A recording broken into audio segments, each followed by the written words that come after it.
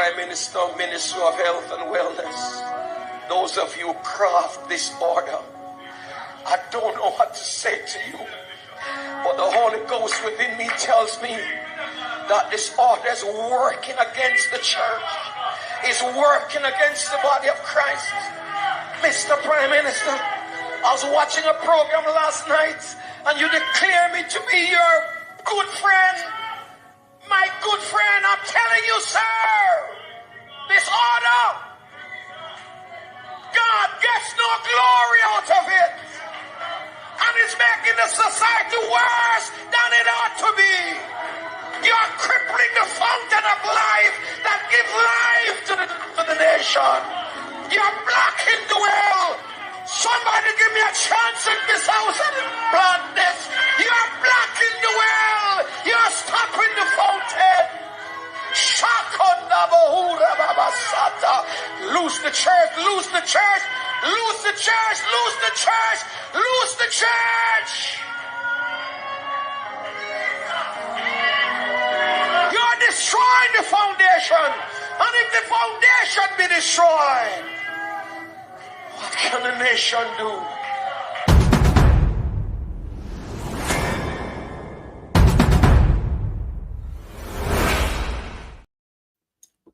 Well, family.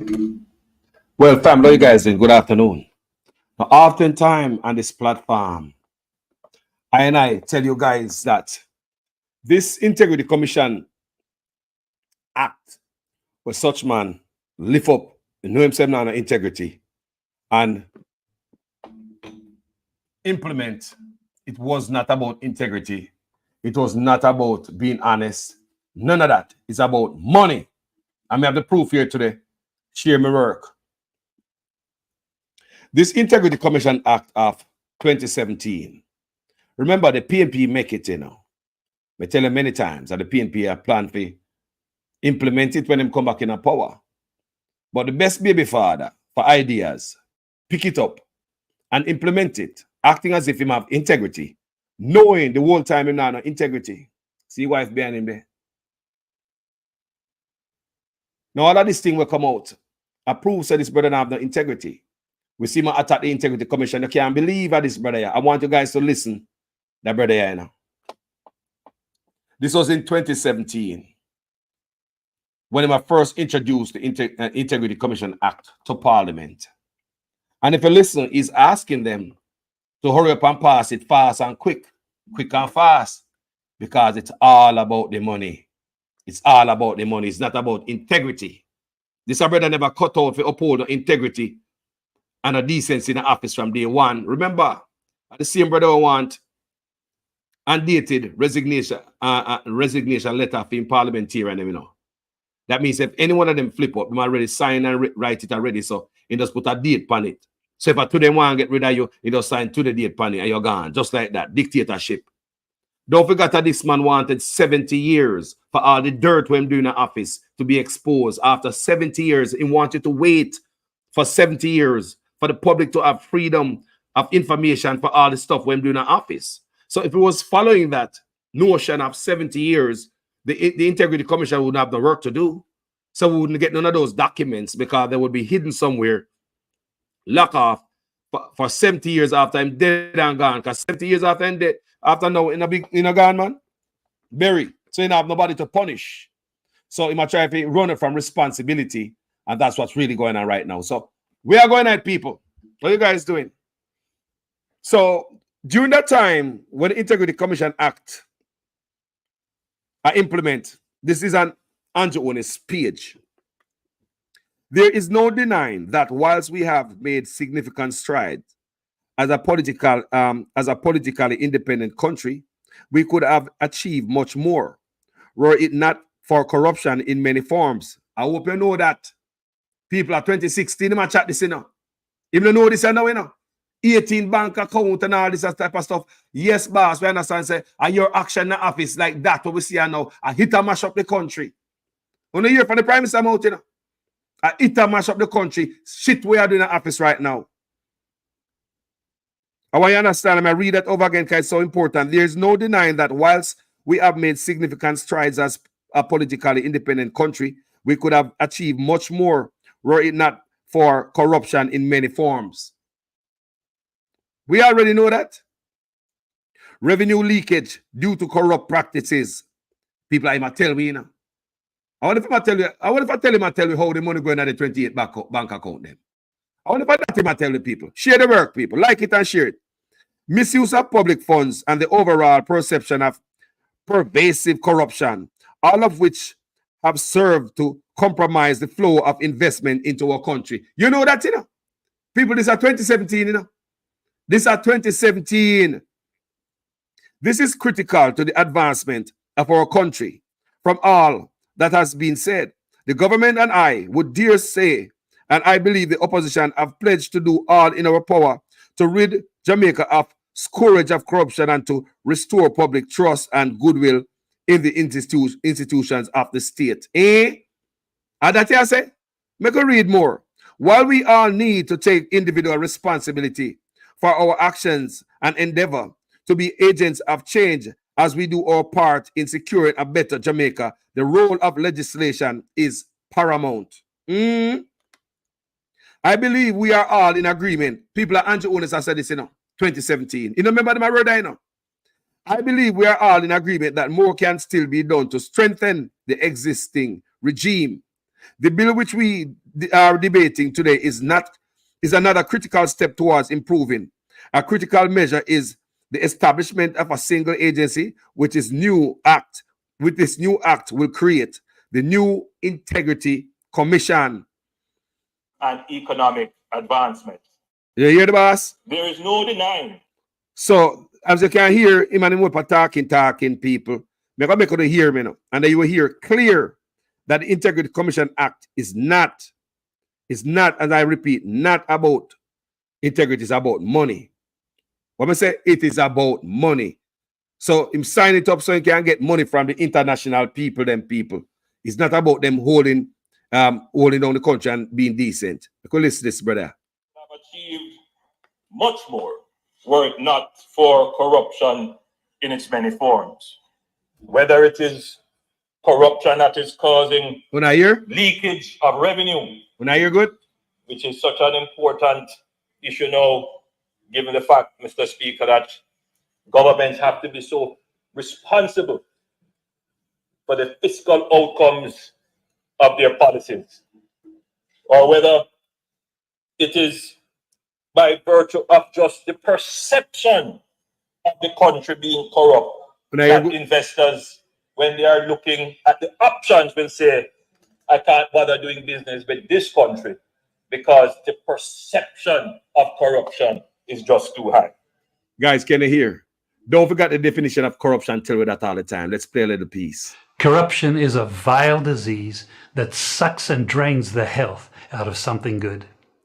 Corruption in society is an evil moral infection that keeps community in the state of perpetual sickness. Corruption is a moral virus. It's so potent it leaves its host sick, lethargic, and unable to realize and accomplish all that a well person can.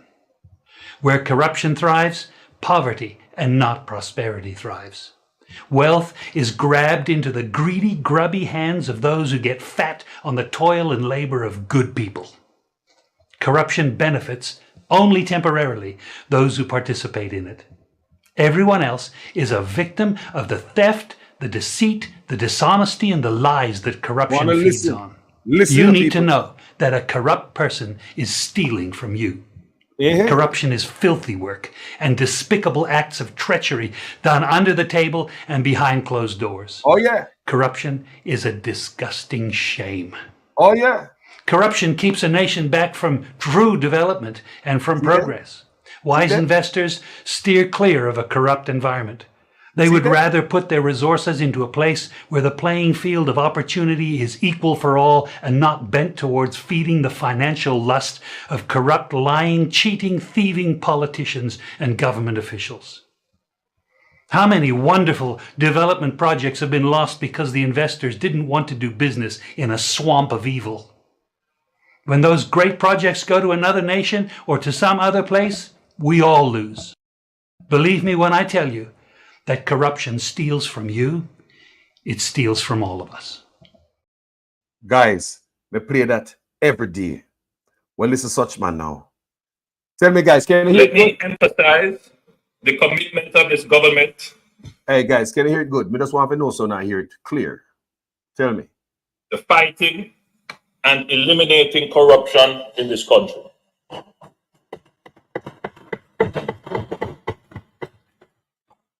Accountability, All right. transparency, Respect Keith. and integrity We could listen. are hallmarks of all self-respecting democracies. And these principles must always be promoted and upheld in furtherance of good governance, social cohesion, and economic advancement.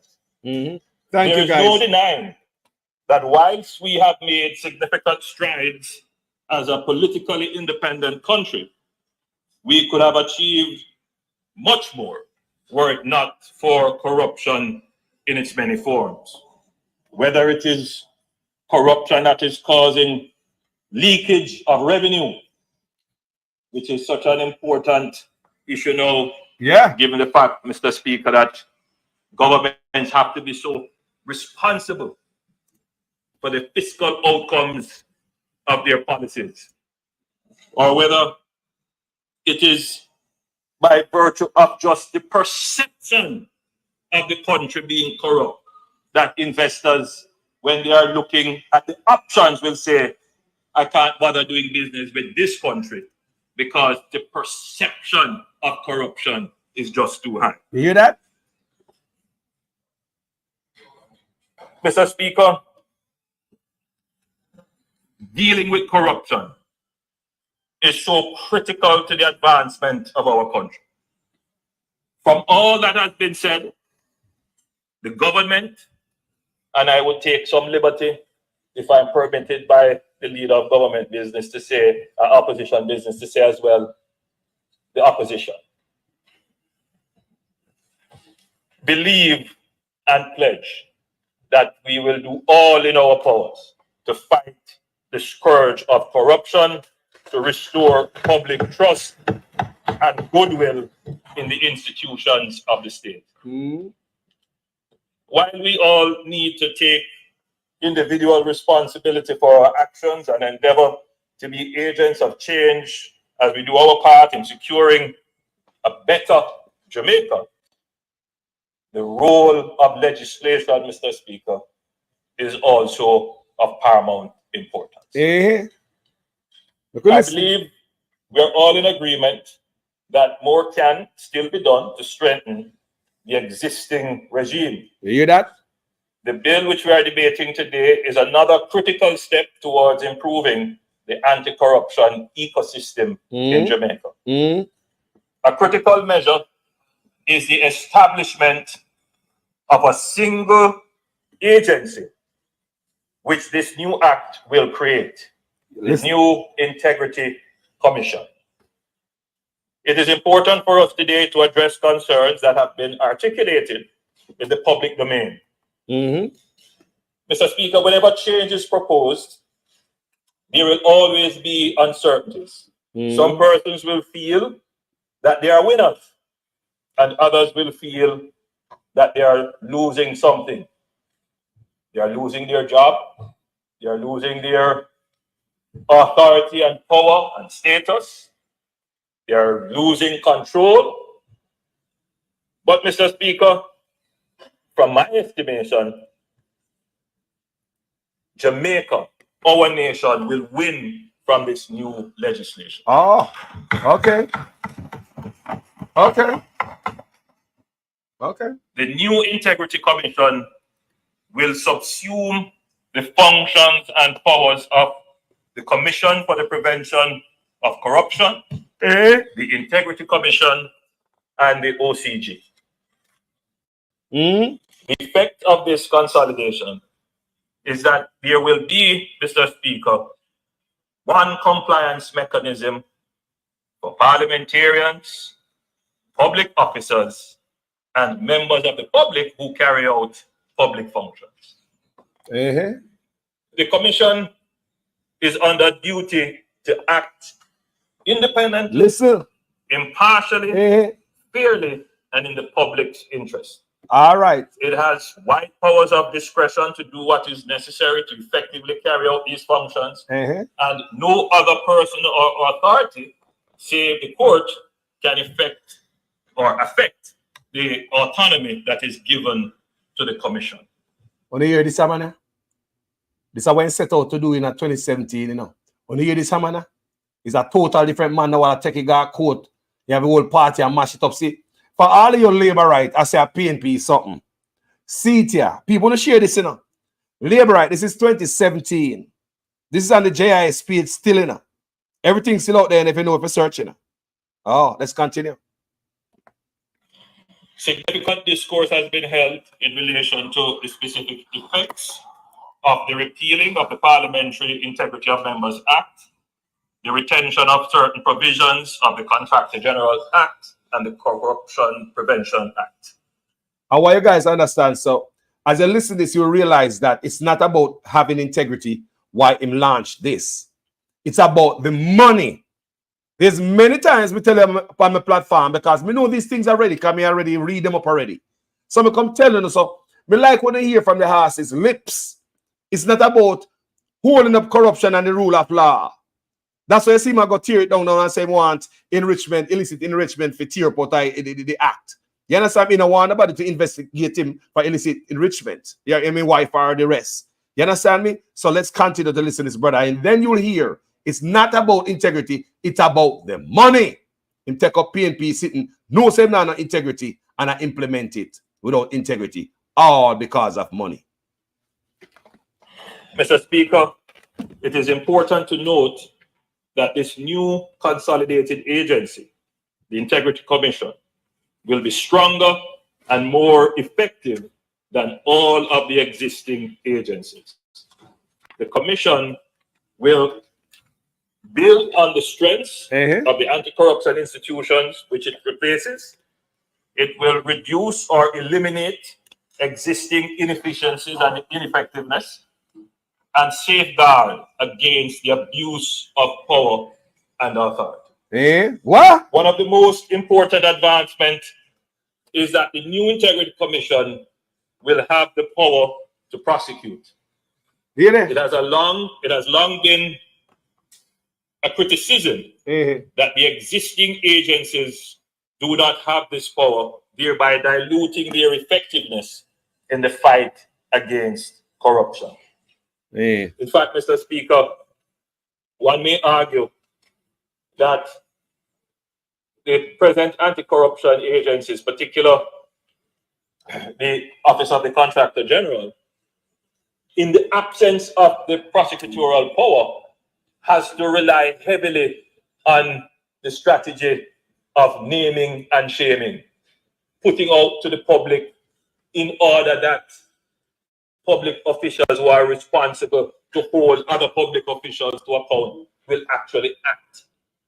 So, Mr. Speaker, this is an important shift in the anti-corruption ecosystem of Jamaica, to give prosecutorial powers to the anti-corruption agency. That means, though, Mr. Speaker, that it doesn't have to be all talk and media and just trying to embarrass people into action. It's brother. Now there is real power to take real action when there is real evidence of corruption.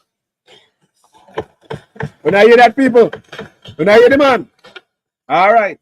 Given the importance of this piece of legislation, it is understood that the debate has been extensive, and although we note that there will always be aspects which may require revisiting, we are confident that this critical bill must be passed now. You hear that? Why? The legislative process is dynamic. Why? There are specific provisions relating to timeliness for review of certain provisions, as well as the fact that there will be periodic review of the legislation as a whole.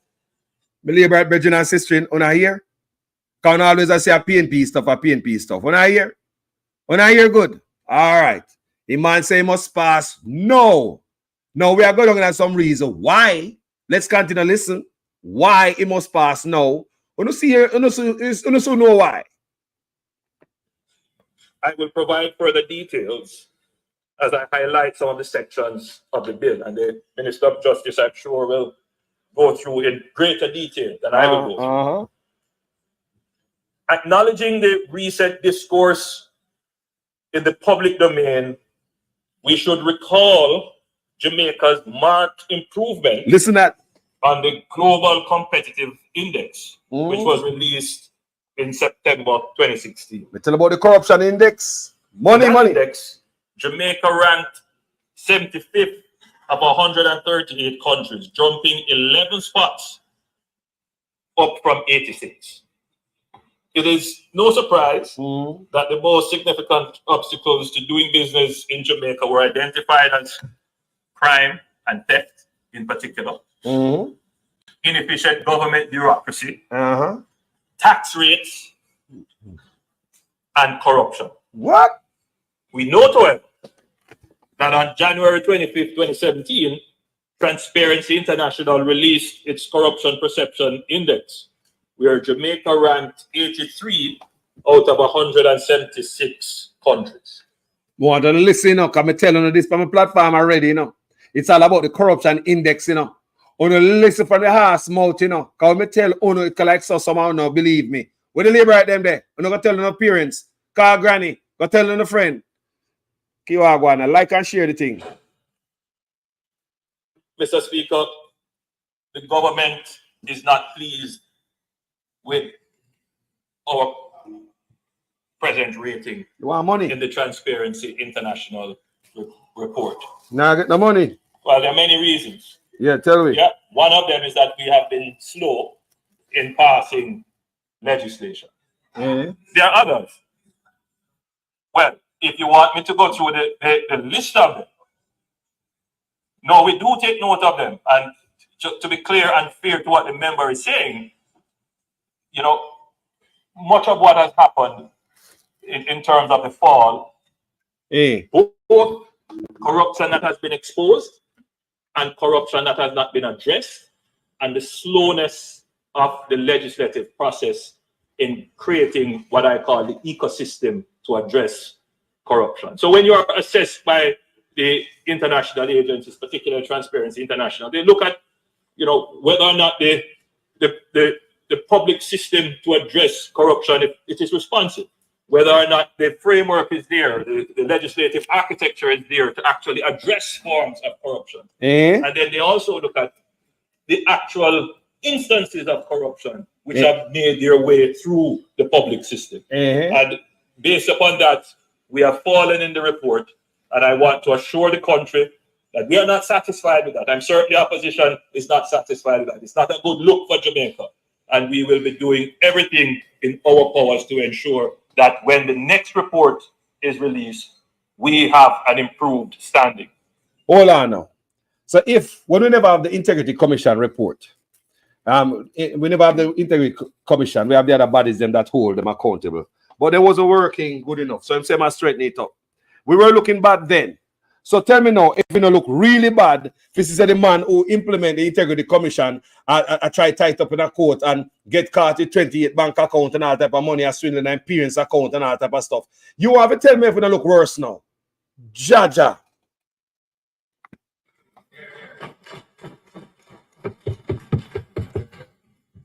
But it is also important for us to note, Mr. Speaker, that the fall in our ranking is also because that other countries have moved much more seriously than we have with creating their own ecosystem to deal with corruption matters. So Jamaica has to recognize that we are in a competitive world. I mentioned our global ranking on the ease of doing business.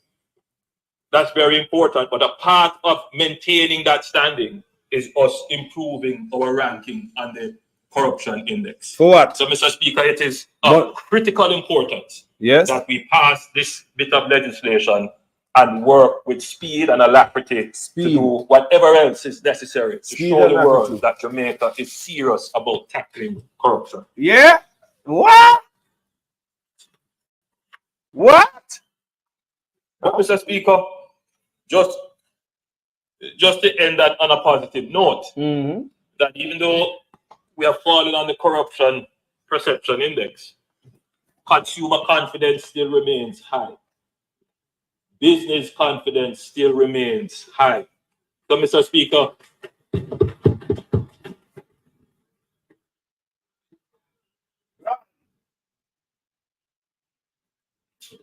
the economic basis for growth, Mr. Speaker, is still solid, but we acknowledge that corruption is a threat. In fact, our national security policy describes it as a tier 1 threat, corruption. Mr. Speaker, an effective anti-corruption program must have provisions whereby persons in leadership positions set the standard of ethics by which we all operate. When I hear that? Institutional reorganization When I hear that? is critical, and the legal and regulatory framework must create a culture of transparency and honesty, Hey, supported by an effective and leadership. I want to hear what the man I say. This at 2017. No, not about that. We could continue listening. corruption agency. The specific provisions to which I alluded earlier, and which I now detail relate to: 1, the consolidation of 3 agencies into a single entity, Yes. as established by Section 5 of this bill. And this, Mr. Speaker, will dramatically diminish bureaucracy and improve the efficiency and effectiveness of the entity. Public officials, as I said before, will now account to 1 single agency. The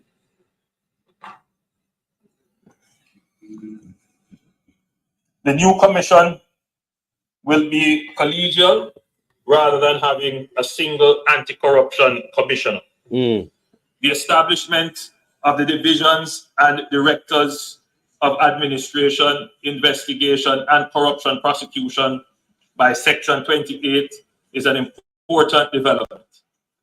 It is to be noted that there will be separation of functions between these divisions, and that the director of corruption prosecution will not be subject to the direction or control of any person or authority, except for the constitutional authority of the Director of Public Prosecutions established under the Constitution of Jamaica. You hear that? As a deterrent to corruption, there will be significant increases in the penalties for corruption related to offenses. The commission, and this is a part, Mr. Speaker, which I find very interesting. The commission is also to make recommendations to reduce red tape and bureaucracy in public bodies, insofar as this may reduce the opportunity for corruption. This is Section 6D. And Mr. Speaker, I think we should pay careful attention to this, and I'm very happy that this section is there. What? I lie. Because there are several models of fighting corruption. Here I know. One of them is the naming and shaming model, where you are unable to carry out prosecution or get strong evidence, but the evidence has led you to a point where you know it is there. Then you have to rely on the public support. But then there are other models as well, because as I've often said, the flip side of corruption is inefficiency. Wherever there is inefficiency in any system, any institution, you can be sure that corruption exists. In fact, many times systems are inefficient in order that corruption can exist. You hear that? You hear that? If no teeth in it. And so, Mr. Speaker, the bill is changing the ecosystem, giving new tools to address corruption. It is not a weakening or watering down of the anti-corruption ecosystem.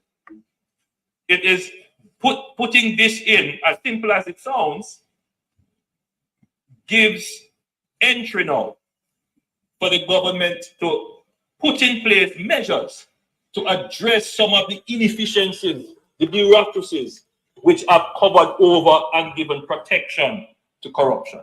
Yes. So, Mr. Speaker, I'm very happy that this is in the bill.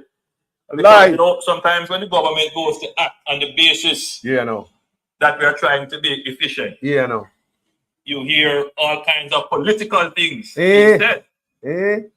But sometimes you need an independent voice to say, no, this is necessary to be done. Yeah, yeah, that. Yeah, no. Yeah. I want to hear that, brother. Yeah. Panama shit.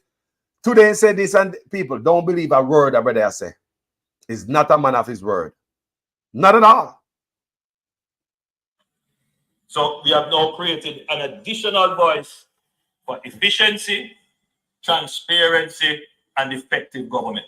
And so, Mr. Speaker, I'm very happy for this and support this section of the bill wholeheartedly. The new law in Section 2 will include the judiciary in the definition of public officials. And judicial office is now clearly and extensively defined. It is to be noted that the effect of this will be that there is no requirement for the submission of statutory declarations across the board for all public sector, which would, of course, now include the judiciary. Listen this. Which wasn't the case before. So nobody can say, Mr. Speaker, that we have weakened or we have strengthened. This is a real deepening of the anti-corruption ecosystem in Jamaica. Hey, Andrew Honest, are you this? I want to remember them. I think, are you this? Fitzroy, are you? Lord Jesus. The Integrity Commission is a commission of Parliament and as such will function under its general oversight. And I don't want to be giving conflicting views. It is a commission of Parliament, but it is still independent. It is independent. Listen. Like all the other commissions which have to be attached to some form of state authority. Listen. But the Parliament cannot interfere in or direct the commission as to what to do. In the similar way that there are other independent commissions which are attached to Parliament. So all Del Right Chuck come out and say it should be they want mandate the Integrity Commission to certify the Prime Minister's statutory declaration. Like you want to force them, bend them hand, them should have do it. By law, they must do it, whether wrong or right. People, them people remember this. Continue. The Act notably provides safeguards as well as checks and balances against the abuse of power. Yeah. The appointment of commissioners and directors of divisions is subject to parliamentary veto by a special 2/3 majority in either house objecting to the appointment. So Parliament does have a role. If in Parliament's wisdom, someone should not be on the commission. So you see, so them put the people in the commission. Them have the majority. Labour right to no come here. Because we don't get it wrong a lot of time, you know. When you come here, Labour right. On a seat, them have the majority, 2/3 it need to veto anything and kick off whoever they want on the board. And then pick everything, family. Labour right to no come here, you know. Coming in that nonsense we do, you know. My life we go for the facts I'm going to hear from the ass mouth, you know. Come and tell the guys these things, the guys and I said, sure, call us a PNP. Want to stay there? The bill gives Parliament some narrow oversight with a veto power. Bless up Wayne, producer. Mr. Speaker,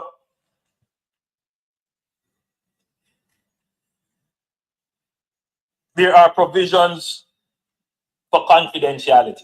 And this is very important. Listen to this. As a small society, incorrect information,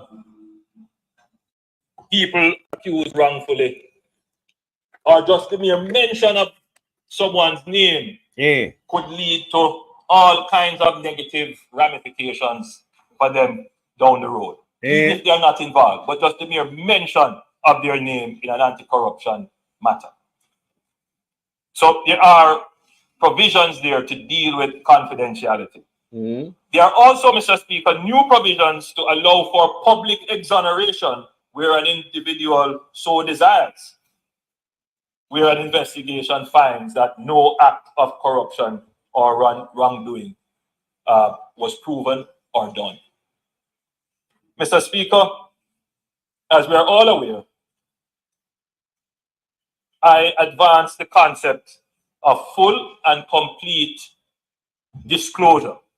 And of course, I don't need to go into the details as to why I advocated this position of full public disclosure of all members of Parliament. So it's not just a disclosure to the Anti-Corruption Agency, the Integrity Commission, but I had also advocated public disclosure. I had said that the Prime Minister, the leader of the opposition, the Minister of Finance, and the opposition spokesperson on finance, that we should start there. That we should bring into our ecosystem of anti-corruption public disclosure of parliamentarians' assets. Mr. Speaker, I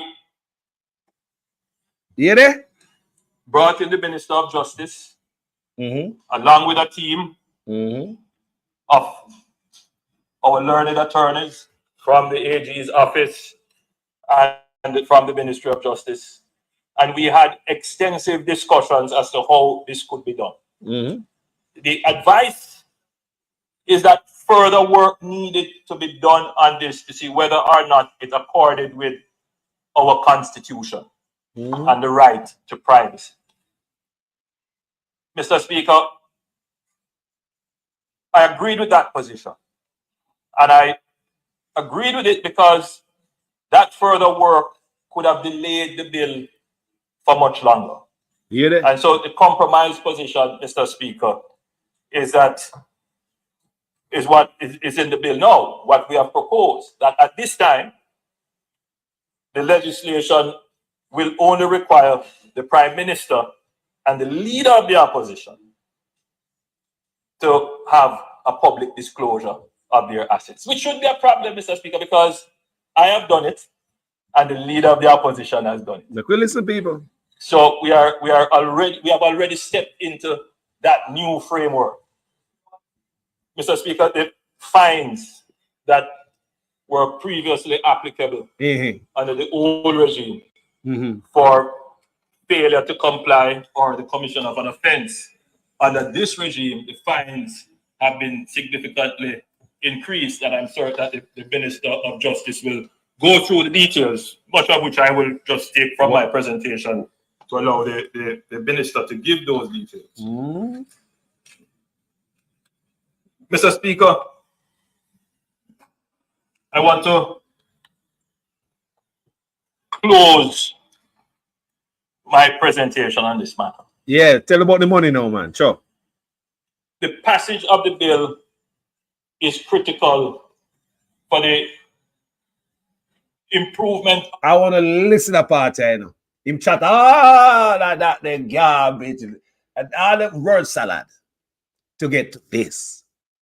When I tell you, say, the passage of this bill is all about the money. Them boy have the integrity. Because at this in 2017, remember Zara Burton the panic case from he was an opposition, you know.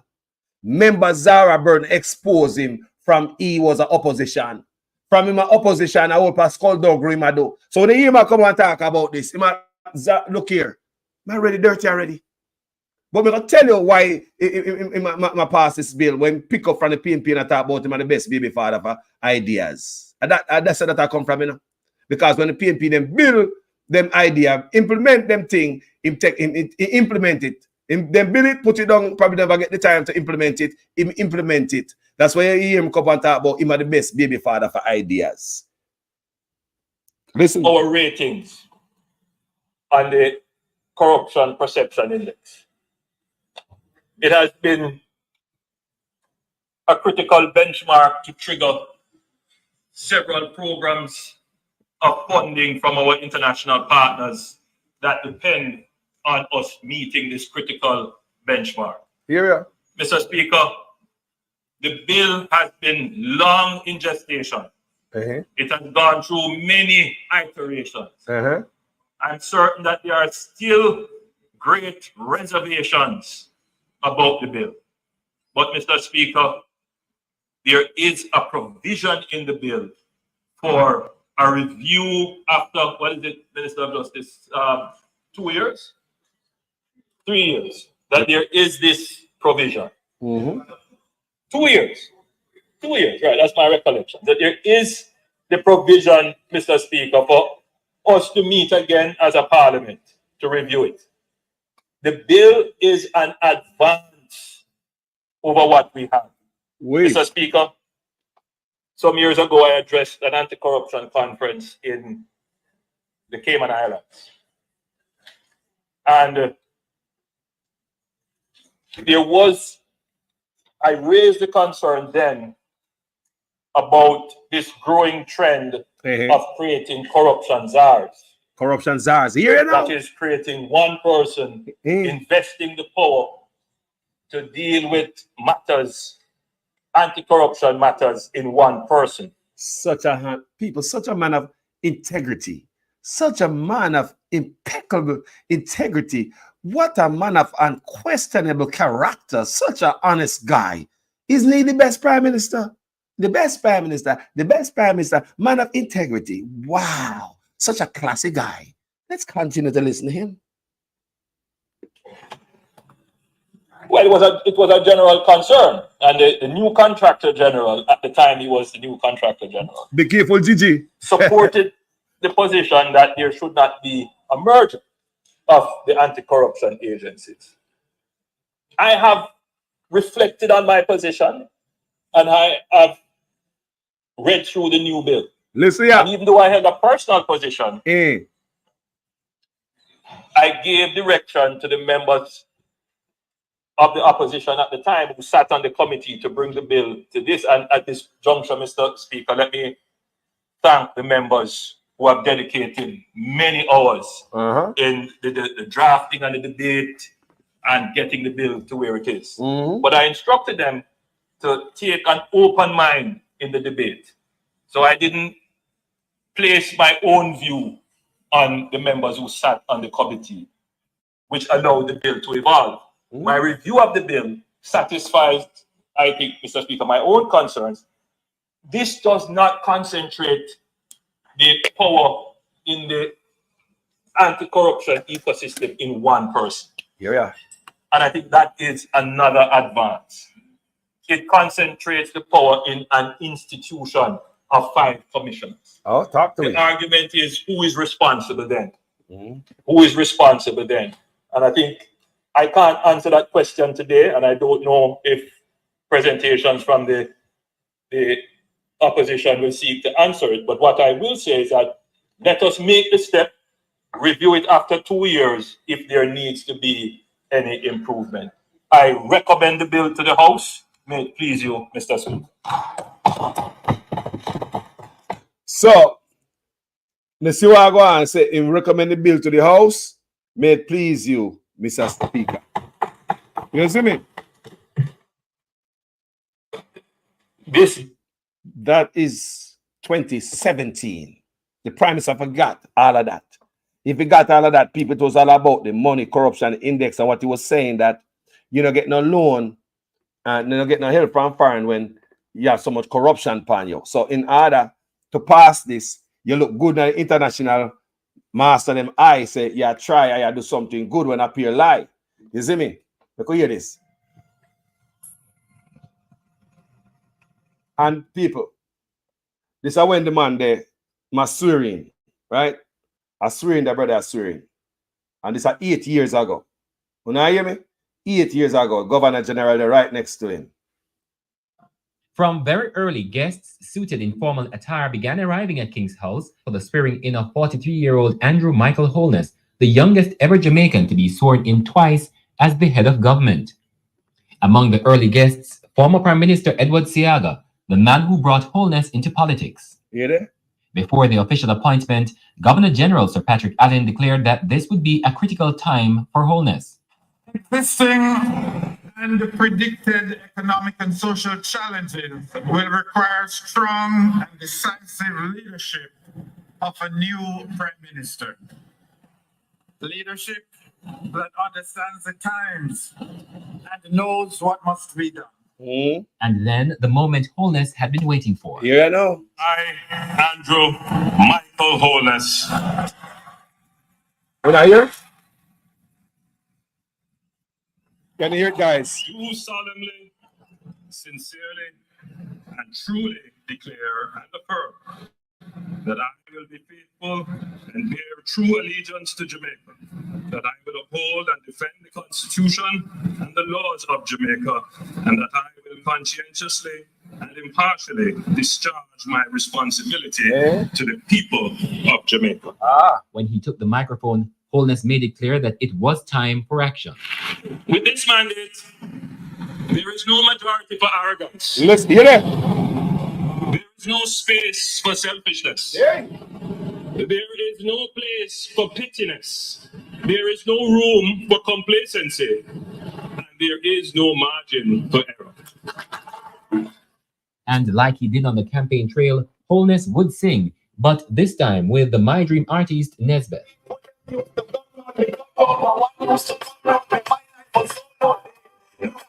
Yeah. Back to the speech now, and Holness had a message for his predecessor. Former Prime Minister Portia Simpson Miller, I'm presuming, will be the next leader of the opposition. Given long, faithful, and dedicated service to Jamaica. Not full of chat, you see.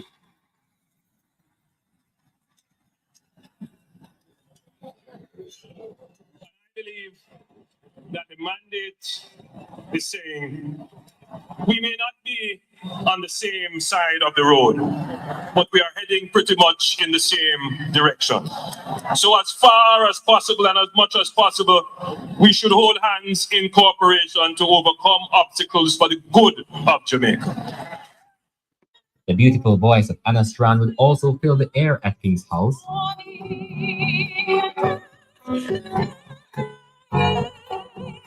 And then the blunder in the singing of the national anthem. Listen to this. Yeah.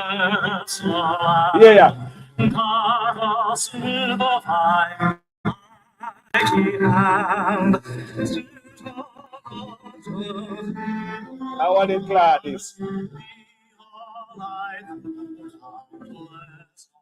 Davion Mitchell for the Gleaner Online. People, the man make a big mistake if you go watch that, people. It's 8 years ago. When the Prime Minister swearing, the brother was singing the national anthem. It was a big blunder, one Indian brother. Every day I rise before the sun. And the man, I miss it. I man have to look on the paper. Everybody I look on him. Come on, man. You don't even look on the paper. I mean, if Jamaica you come from, man, I look on paper. Say, I mean, it's a big old shame. People, you see what I want? That's the Prime Minister. Now, before we move on, let me go to something real quick. You see, the Prime Minister remember all these things, you know. He remember all him implemented labor right, friends. I only say at the PNP thing. No, man. You see, man, go to Parliament and say, hurry up. I don't know, people. Yeah, look here, people. Me have something. Well, we have there is in Clarendon, Maple in Clarendon today, demonstration, protest. Them a block road.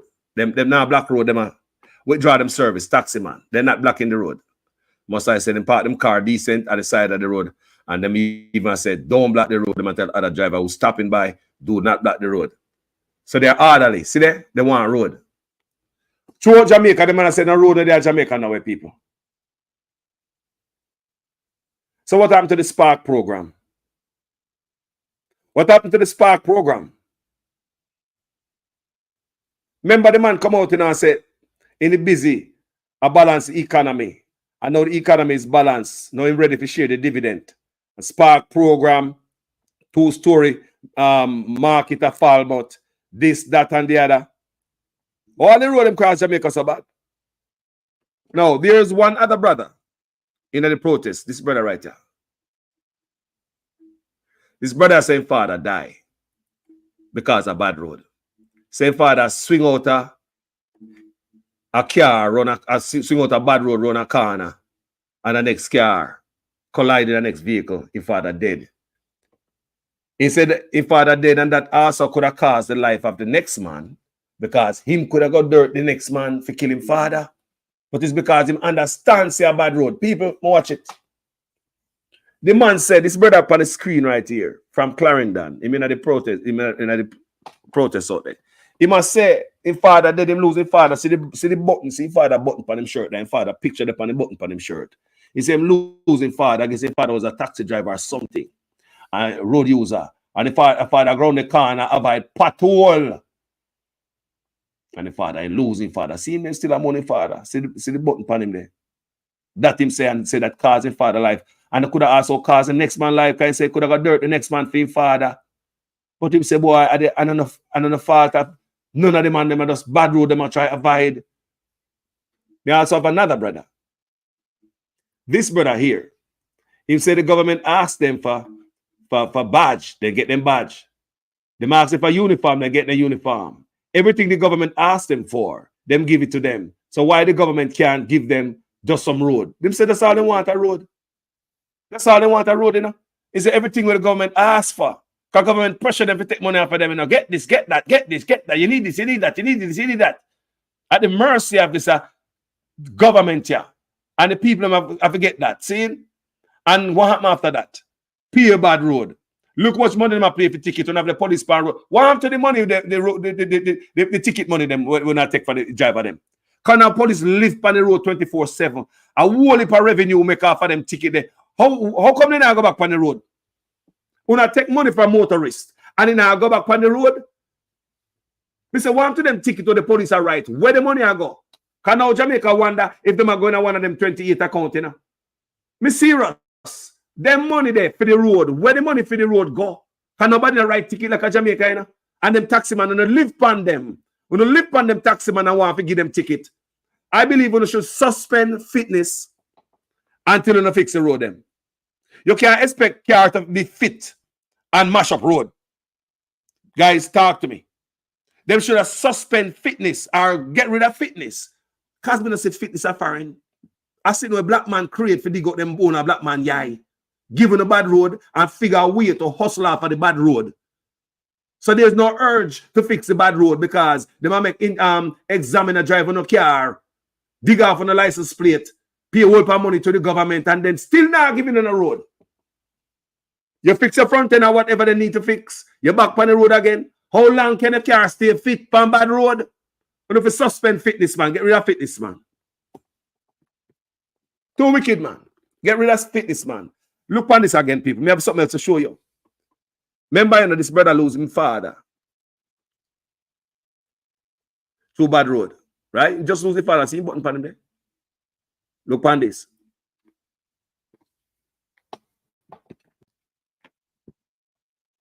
Look on that, people. You want to know what that is? Read that. Read that, people. We are Jamaicans. Read that, please.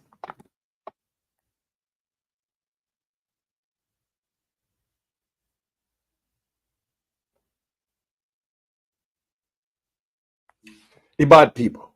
So here come this brother losing father. Somebody else lose another father, a brother, a loved one. The man are riding bicycle and dropping a pothole, people. Dropping a pothole and drowning at the pothole.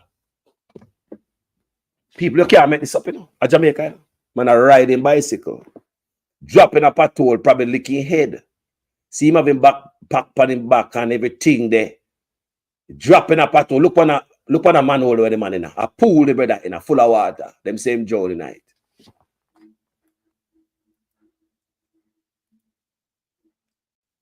Police investigate man's death in Watchwell, St. Elizabeth. Body found in Waterfield pothole. Police investigate man's death in Watchwell, St. Elizabeth. Body found in Waterfield pothole. Remember, me just tell you that brother losing father. You think a little life lost because of them pothole there? You can't make that up. See it there. See it there, people. Our country that. I'm not sleep, man, sleep. Them saying they drunk and rare. We don't know. Whether they drunk or not, you can jump in a pothole and lick your head and knock yourself out, you know. And because nobody there to help you come out of the water, you just stay in there, and what happened to you? You can't help yourself. Yeah? You knock out, you snore hard, you know. When a man knock out, if a man get knocked out, you like my snore hard. You see it? So look on this a hole. See the man in the backpack, on him back, like him in a water boat, like a working man come from, and he just look on the man, a working man, you can't see him.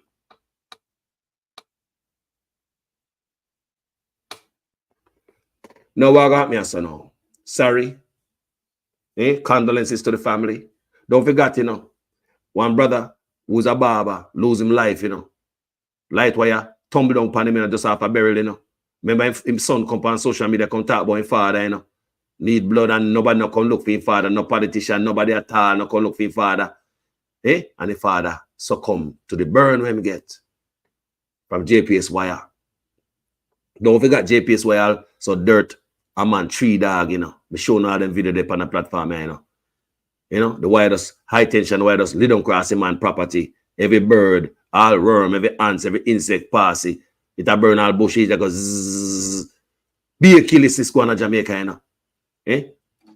How this a brother, what go on with this a brother father, yeah? Bad road make his father get dirt. See man away the button upon him there. See there? Him a talk, you know, they protest this man, somebody put up a video and me just copy that this out of it. You see me I say? The man say him lose him father because of bad road his father drive and they go around the corner and say sometimes the patrol and they on the corner and you have to, when you go out there, somebody come hard upon you. And by the time you're pushing back your nose, man, they pay you a long time, especially like them young boy who can drive up here, gas them press. And look at so.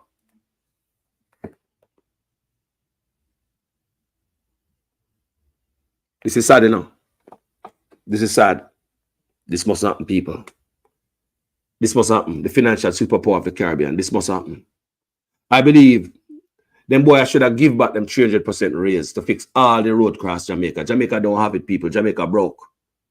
Them boys teeth up everything. You hear Andrew Onis talk about what corruption can do. We play it for no. Just like the definition of corruption, I play all the time here. You know, your Andrew Onis out of mouth tell you what corruption can do. Drain the country, people. Them boy must give back them 300% raise and think we could fix all the road them across Jamaica. Look how much money they take from taxi, man. Look how much ticket them out there. Police live on road more than them fight crime. Police are live on taxi man and a search a taxi man and motorist more than all them a search a gunman. Jamaica police search a motorist to give them ticket more than them look for gunman for them graduate from training school and the road them compound with a ticket book. And where the money them a go? Want to see the money I go away? Nothing now fix, hospital now fix. The money does not show in my country. When they come with all this budget and this and that, the money does not show in a healthcare, not show in a education, not show in a security, not show in agriculture, not show in infrastructure. The money is just not showing.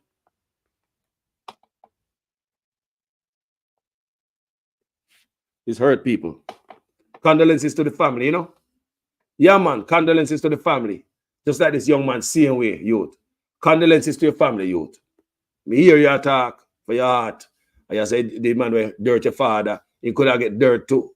Because that's how the time go nowadays. But it seems as if you have a good heart. You realize, say, at the road, that's why you out there protest. You out there protest too, you know, for road. Clarendon, Maypen. The man they want road. Like me said, this brother said everything the government asked them to get them, get it. See them take out, they must show him license, in badge. Them say they ask you to get badge and get it. When I ask them to get uniform, them get it.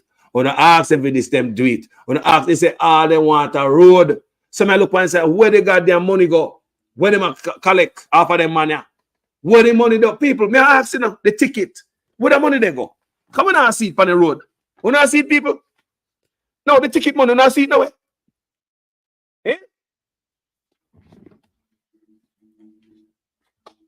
I'll be right back after this short break. This needs to be cut and clear. Mr. Prime Minister, Minister of Health and Wellness, those of you who craft this order, I don't know what to say to you, but the Holy Ghost within me tells me that this order is working against the church, is working against the body of Christ.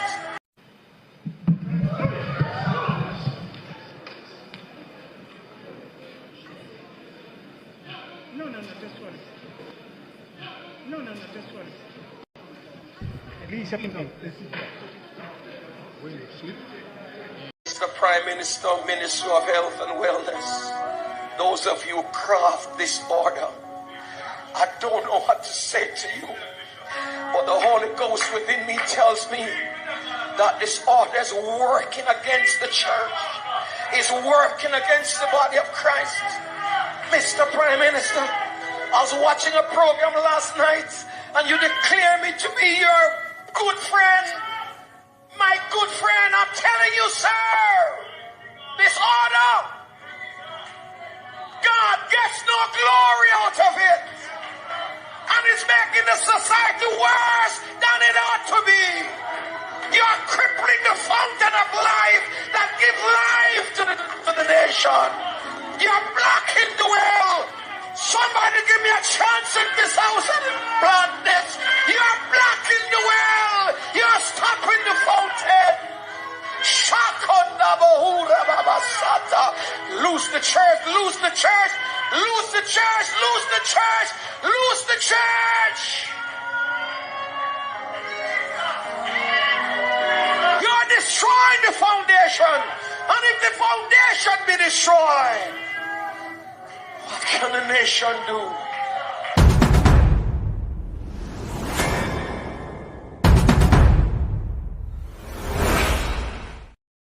People, and the first this brother do him I do. Here, long time I do it.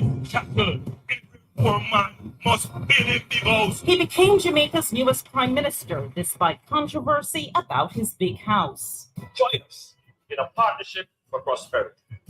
We uncover a trail of property purchases and ask, is Andrew Holness paying his part? Is that why you didn't pay the property taxes on the home? What the prime minister didn't want you to know before the election. And later, Holness sounds the warning on corruption to his new cabinet. Corruption will not be tolerated in this country. But does his own record raise questions when it comes to awarding public contracts? When I hear it good, guys, when I hear it clear, Crystal Tash said, we don't forget that the gas tax was implemented for road repairs with the gas tax money there. Jaja. May I ask us where the money? People doesn't ask people. Me doesn't ask. Where all the money there? Look what money they take off a taxi driver off of the road. Them live pan them, you know. Them man them not have good road, but them have the thing named fitness. Your car have to stay fit pan bad road. So them make money off a bad road.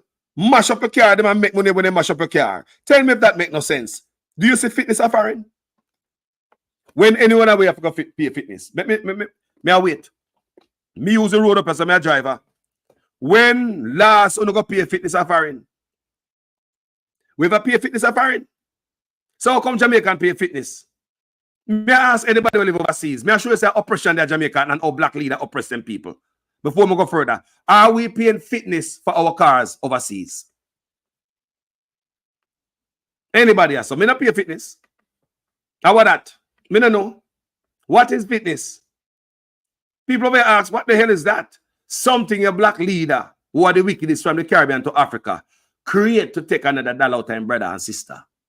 And just that. That is fitness. Just create something out of the bad road them. You have to make money off of something, you know.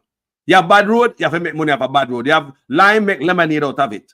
So them give you bad road and create a way. Come with something named fitness. Them have a man going in a car named Examiner. When you see Examiner driving a car for people, foreign people. Nobody I tell you if come out of your car, make me drive a car and say if the brake work on the front end right. I may come in and I drive a car hard and press the brake. People, Examiner abuse people car. People. You ever see, may I show you some stuff where black leader creating, you know, why them stay in the office and rob everybody? Have you ever seen any goddamn Examiner over here? We don't have that over here, people.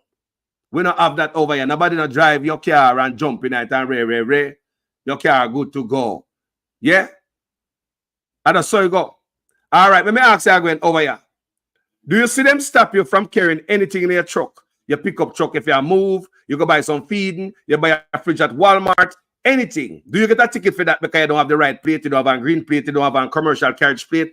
Do they force you to get a commercial plate for your private vehicle because you carry 2 bags of cement in it or 2 bags of hog feed or some water in it? Do they do that over here? No, I don't see that over here. It don't happen over here. It happened in a black people country. You understand me? Let me ask another question. Do you see police are out in a road and stop you, a foreigner? So, do you see police have mountain roadblocks and stop you in the middle road, right? And for no reason to give a ticket, find a reason to give a ticket? They have no probable cause to pull you over. Pull you over looking for a probable cause to give a ticket. Remember, you know, you drive on road, never broke nothing, no. Car up to date, license, sticker right, everything good. You know your car people right. You drive up to speed, everything crisp.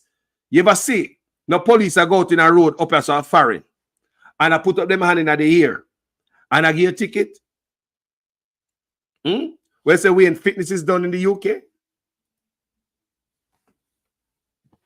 What is done in the UK when fitness? Go to the road, get a ticket. We don't see that over here, so. Police, no bother you. You can load up your truck or anything. You could have yard waste, anything. At Jamaica, up here, so. You could have chopped down one whole tree in your backyard, load it up on your pickup truck, as long as you rope it down and make sure so you're traveling with it well protected and, you know, drop off and kill nobody or mash up nobody vehicle. You're all right, because if it mash up nobody vehicle, and you have to go pay for it, and you in a whole bunch of trouble. You know what? You understand me? Fitness. Yeah, we not enough fitness up here, sir. No fitness up there, sir. You drive a vehicle, you're good to go. We don't see no fitness up here, sir. I'm not going to pay fitness. Not at all. You know? License registration, you're good to go. Yeah. You can't carry your thing them on the road. Nobody will harass you. But at Jamaica, my virgin tell me, say, he might carry water in his back of his car. The most, you look here, where in the world ever see no commercial car? Private car, commercial. Only Jamaica. They have a green plate. The government of Jamaica make private people put on their car because the people can't bother. Can they say if you carry anything in your car? Yeah, move for me say if you look here, sir. If you have a laundromat at Jamaica, you have your clothes pile up in your car. A ticket that, you know. Government of Jamaica give the people them. Me never see nobody. No, this is a serious thing, you know. Me do video about this already, you know. It's on social media. Let me show you all the car them there at Jamaica with green plate. Not all the car, a lot of car rather. A bunch of car me show you on the road with green plate. So much green plate. Come at the time I tell somebody at Jamaica, take me some picture of the car with green plate. Somebody at Jamaica tell me. And me take the picture them send come give me people. And me did a video upon it. I was surprised to see Benz and Bima with green plate. Audi with green plate. Green plate because the people of Jamaica can't bother. Them can't bother. So what them do? They yield to the system and the pressure. They tired of police I pull them over, give them ticket. Them a look water, 2 bag of feed. Now them private car, you know, people. Bike have green plate now. Me rotted. Renisa tell me say bike have green plate now. That is a way to take money from you because the fitness when you have green plate is twice a year. White plate is once a year you go get the fitness. But once you have the green plate, the fitness is twice a year. Look how your black leaders take money out of Uno and now use it on our road. Eh? The man in the pan road, a ball for good road. Taxi by the Clarendon today. Strike. Man dropping a pothole. Fall asleep. Eh? I mean, permanent. Lord Jesus. This is a real country. Why go on here? Why go on here? Some of the people, it's raining. It's been raining from yesterday. We know it's rain aguana. We know we're going to Florida. And yeah, everybody you see them run out of water. We check out Costco, Sam's Club. They say they don't have water. Just like when Big C come, everybody buy out all the toilet paper. No water, then they buy out all the water. People are prepared for this big, massive. Them say this storm, this hurricane like this. Nobody have ever seen anything like this for the past 100 years. And, you know, it's not a lot of us on earth where is 100-year-old. So some of we don't know about this at the first we have seen this, so we don't know what's going to happen. So people are buckled down, get ready. Yeah. And I get ready too. Yeah, man, may I get ready because, yeah, get ready. What we going to do? You know, we see people, a whole lot of people died the other day in that hurricane. Enough people pass. They said, man, look for people right now because water still there some place and man wait till water recede. And whole lot of families are looking for them loved ones. Last hurricane, we don't even dry up, water don't even dry up yet. Here comes another one again. Massive hurricane. You see me, I say? So anybody that hear me right now there, Florida, go and stay safe. Me, I beg you to stay safe. That's all we can do. Pray. Stay safe. Yeah. Prepare for it. Yeah, man. But how much can we prepare? As much as you can. Because when the Most High Father ready to move, people have to run out of town. Now, it is said that Tampa, I think them tell people at Tampa to evacuate or something like that. And I was watching the news before I come on live, and I'm saying this is the largest exodus them ever seen. People are move out in them car, move out of the way of the hurricane. You know why? The last hurricane in the past just the other day, them tell people to evacuate, and people did not evacuate. And a lot of people not here today. So when them tell people to evacuate, in that night before the storm come, the water start rise already, and people start call authorities. Authorities tell themselves to write them name and them address on them leg or on their arm, because them cannot come out there. So when them tell us to evacuate and leave, I would suggest you pack up and left, people. Because nobody believes when the storm water rise, they are called 911. Them not come. Them not come because it's dangerous for them too. And life threatening for them too. Them not come out here. So you on your own, that's why the authorities tell the people them whenever heed the warning to write them name upon them what? Them arm, the name and them birthday upon them arm or on their leg. That's not a good news, don't it? That's some serious stuff. So that's why this time people are move out. Mass exodus. Yeah, move out of the way, out of the storm surge, because them say the storm surge is going to be bigger than the last one will come. So everybody know about that. We see it on TV. We see knockout column, everything downstairs, knockout, water, look road figure. Nothing can stop water when water come for concrete, knock you out and gone. That the force there come from the ocean, the storm surge. Eh? Think about a wall of water come 10, 12 feet high. I come from the ocean. Tell me what man build per earth can stop that, the force there.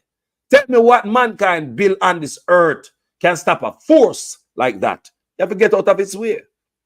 Get out of its way. So right now, it's serious. Water no there right now. Yeah, come just check a while ago. Me water. But me just I say, boy, you know, hurt to get a few more case, just in case. You go a room, you do what the Roman do. You see a Friday, everybody run up and get their water and stuff. Me don't know about no storm down here. Here comes another one again. But nobody in Florida have ever seen this unless you're more than 100 years old and you weren't a baby at that time. Yeah? People. Normal, So back to this brother named Suchman. And I know him I do this, people. Suchman I do this long time. A long time I do this. Whoa. Each side is in government. There are uncomfortable levels of awarding of contracts to persons who are either political supporters, campaign financiers, or other connected parties. We reveal how Honus signed off on taxpayer money for a contract to his associates on this episode of 18 Degrees North.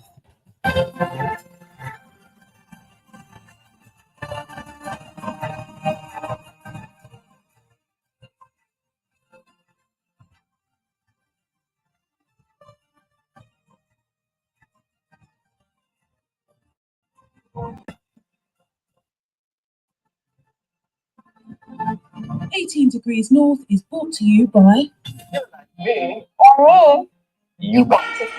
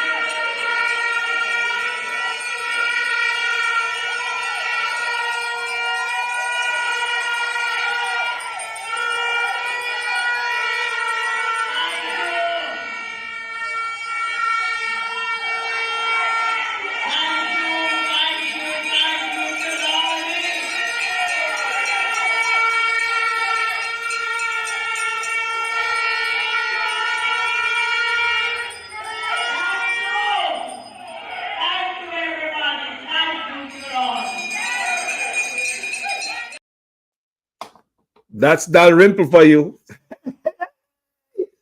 That's the disgrace Farmer House Speaker. Kick out of the House Speaker job and kick out our MP job for corruption. Stay there, just like the great old Krill greed, where pop up a campaign and a edge round all type of function same way. Not doing not like him are gonna wear jail. No make for some people, boy. Yeah. But anyway, make we listen you are going about this corruption we are going for a long time. And I know such man in a corruption, you know. And I know this is almost 8 years ago.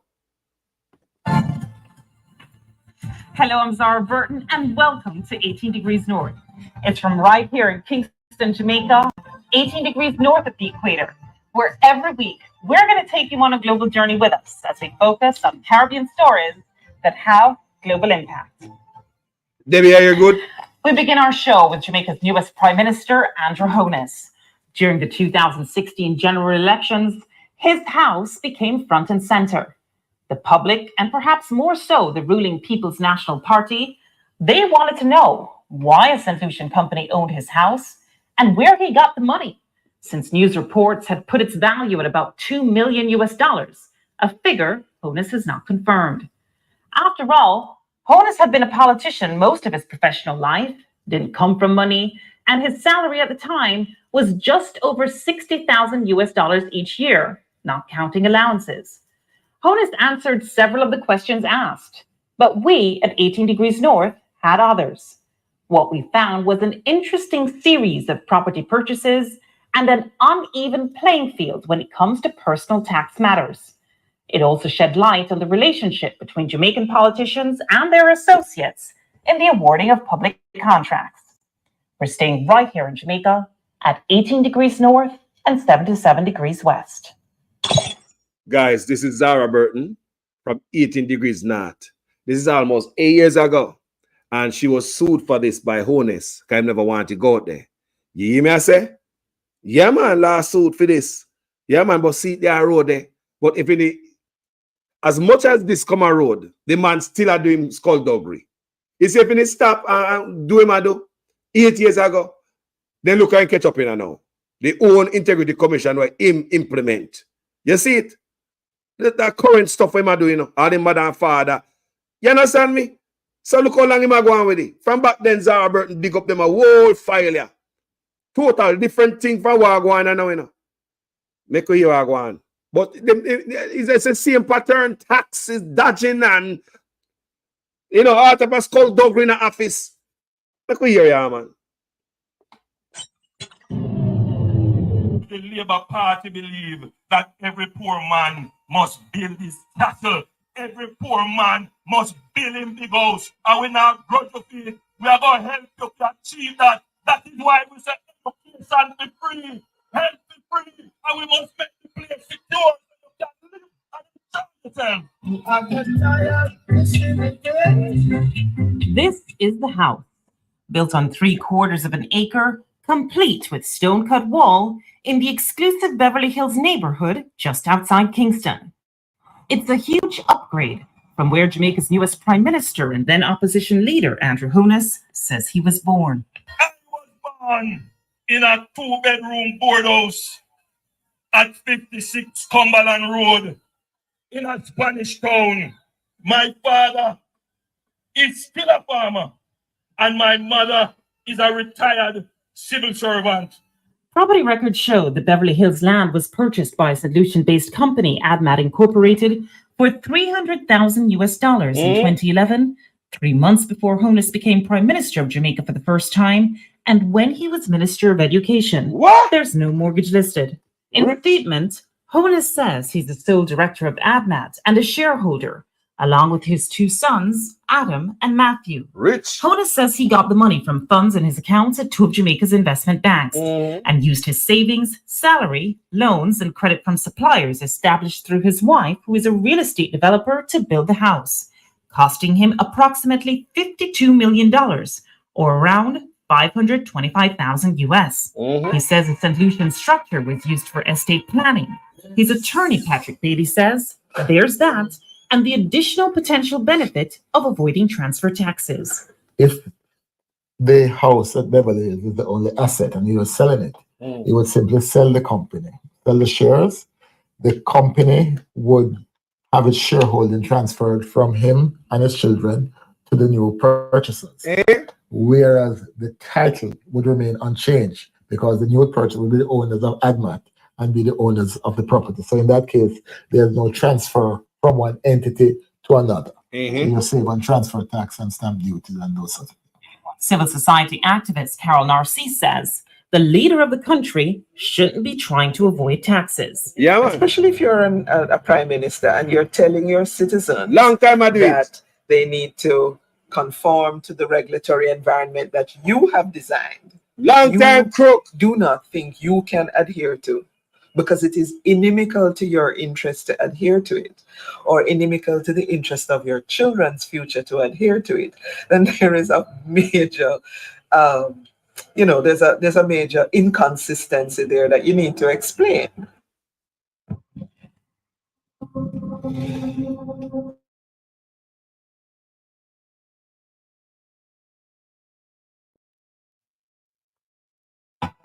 Join us in a partnership for prosperity. Let's change Jamaica for the better. Choose prosperity. Does he own other entities in there, in ADMAT? In ADMAT? Yeah. I think he has at least one other property in ADMAT. And where is that? That is in somewhere in the Arcadia area, right? And that's considered land or also? It's an apartment. Actually, he's now in the process of selling that unit. He owes suppliers because suppliers gave him credit for the house he's building in Beverly Hills. And source of funds for that was what? That one, I can't recall all of those details, but I seem to remember that he's always used the house that he lives in and get loans and that sort of thing. We checked the title for the property where Bailey says both Honus and his wife lived at the time of our interview and found no additional loans or mortgages other than those originally taken out in 2002 when they bought the house for $7 million Jamaican dollars, around $144,000 US back then. So you were satisfied then with the source of the funds in both cases? Oh, absolutely. He saved in US stocks and amongst his portfolio. Yeah. So he was saving because these are savings. Is that savings from him alone or him and his wife?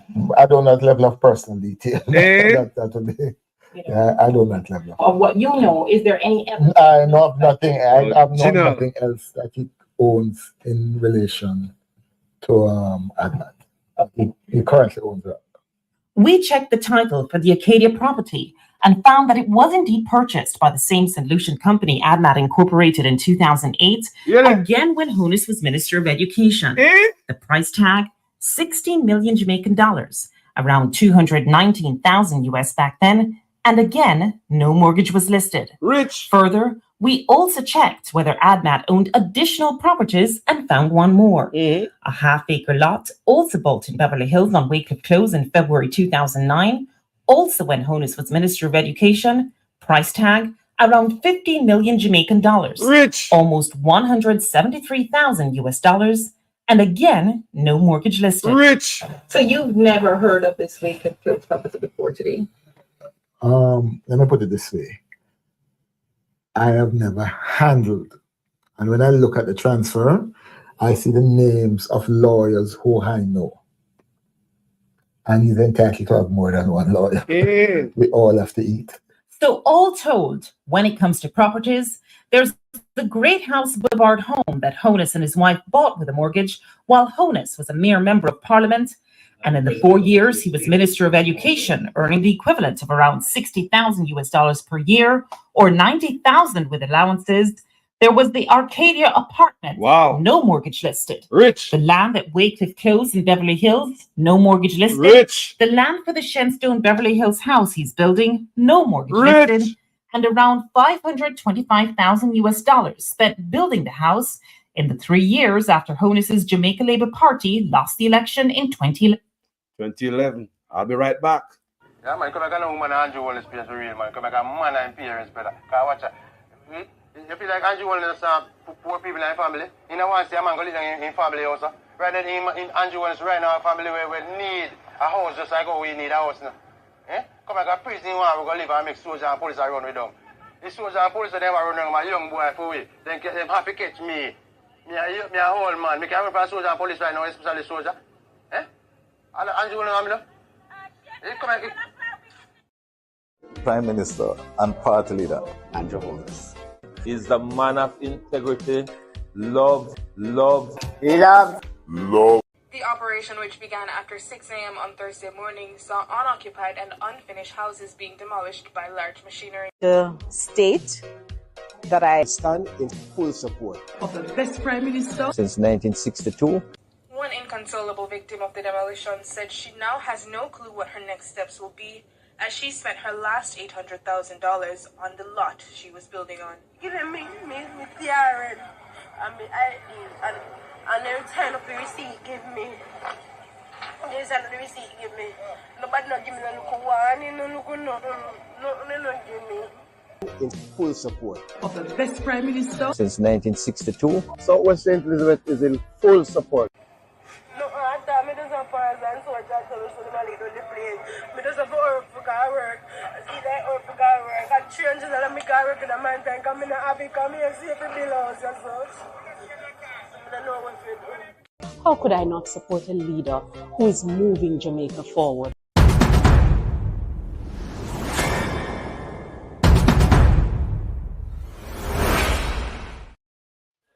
People, this man rich.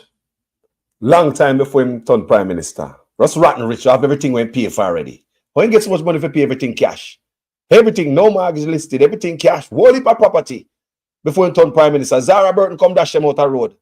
And the man still a galang and still a galang and still a galang. And Integrity Commission where him implement. Come catch him with the hand in his sugar jar. Shameful. Holness, through a member of his team, said he wouldn't comment on the source of funds for any of his properties before the election, but even after, he didn't. He also said he would make his financial statement public at the end of March 2016. Long time. But he didn't. Long time. Despite several calls to Juliet Holness, a property developer, chartered accountant, and newly elected member of parliament, she didn't get back to us.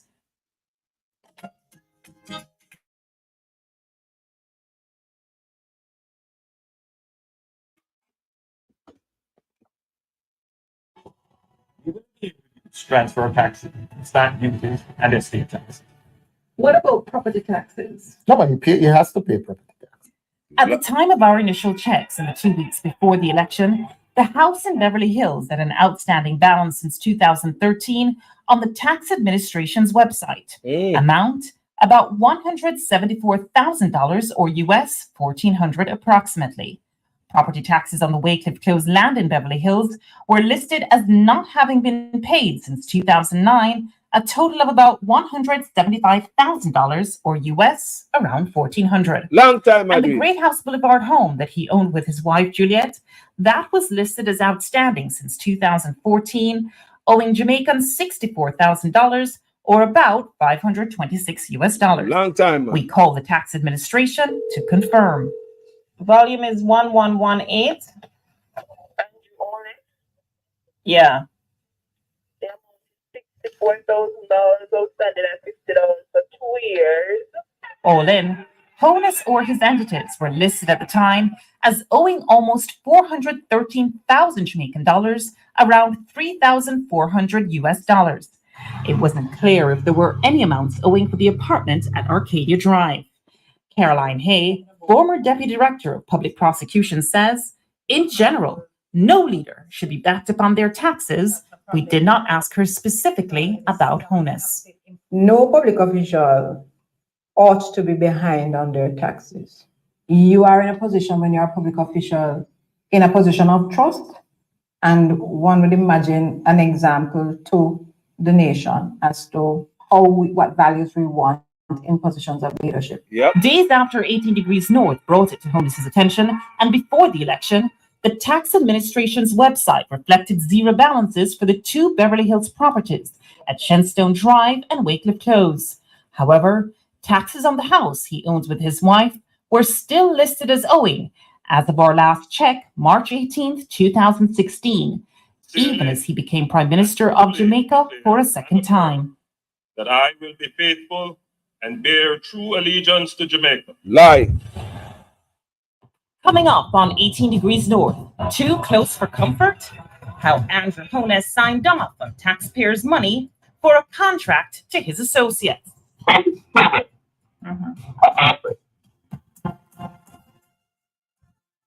Guys, he signed up on taxpayers' money for his associates. There's a pattern here, guys. There's a pattern where, swindling are going on. And I know this brother name a call on these things. And we have an officer called him Most Right Honorable. All your parents shouldn't come out like this. Listen to them embarrassment upon him parents. So there are two separate investigations that emanated from the Prime Minister's statutory declarations. I want you to discuss that first and tell us what were those two separate investigations. One relates to the omission of information for which the Director of Corruption Prosecution ruled, and then the second investigation was around illicit enrichment.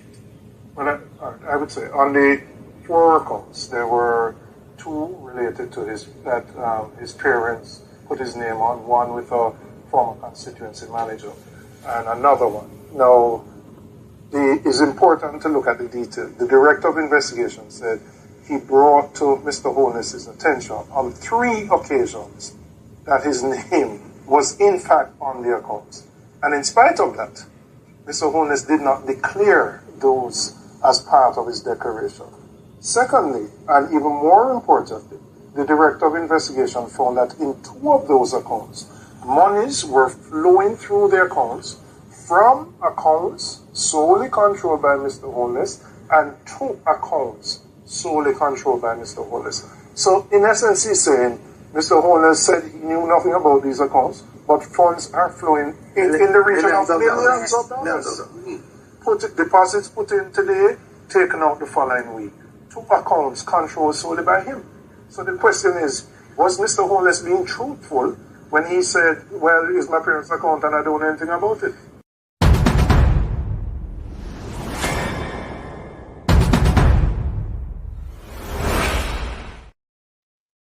So we can see a pattern. This is modern stuff. This is lately. This is a late investigation. So we are going back almost 8 years ago. Zara Burton, 18 Degrees North. 18 Degrees North just uncovered a trail of property purchases linked to Jamaica's newest Prime Minister, Andrew Holness. Now see how that trail led us down another path. That of government contracts awarded to his associates. Pattern. Saddle it up with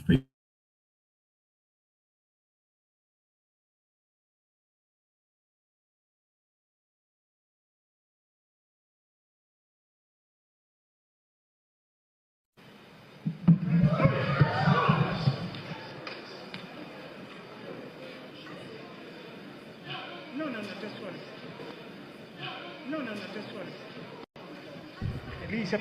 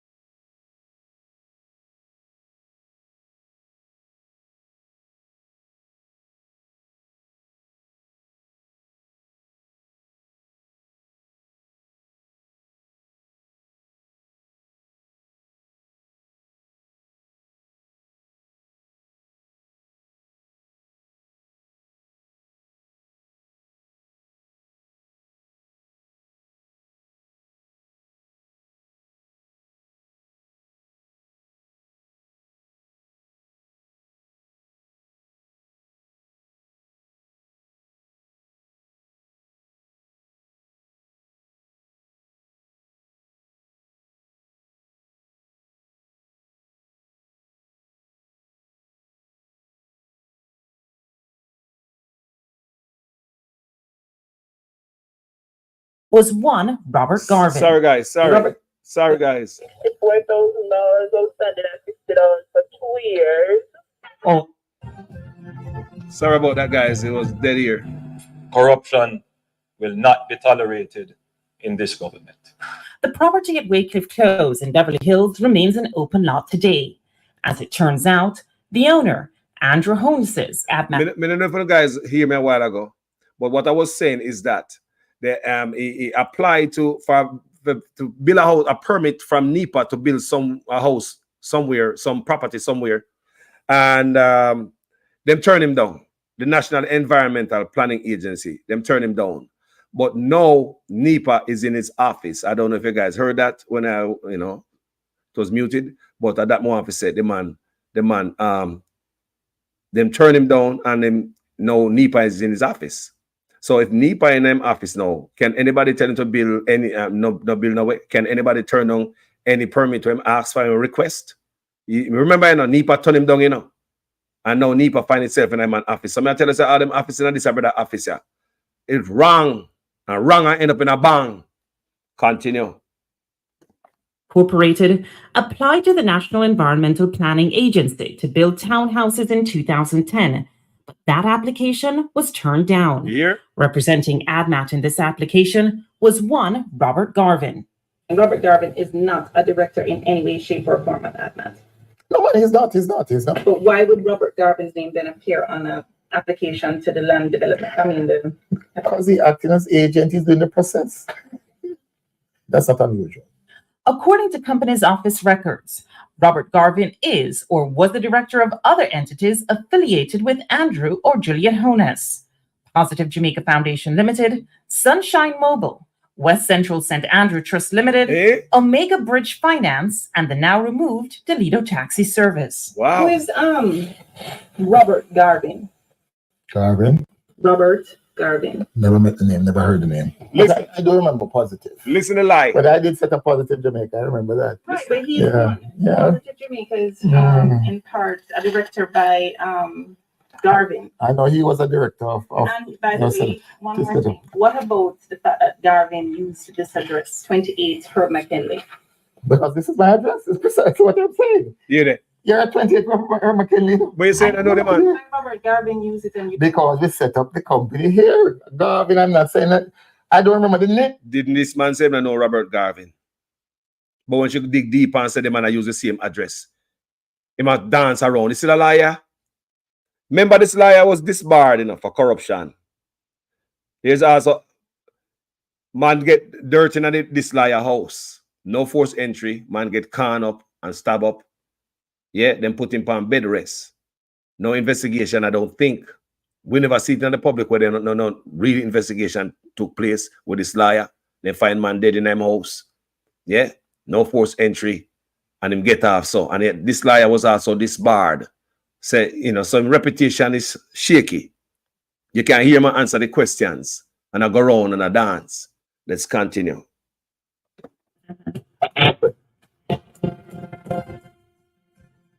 18 Degrees North just uncovered a trail of property purchases linked to Jamaica's newest Prime Minister, Andrew Honus.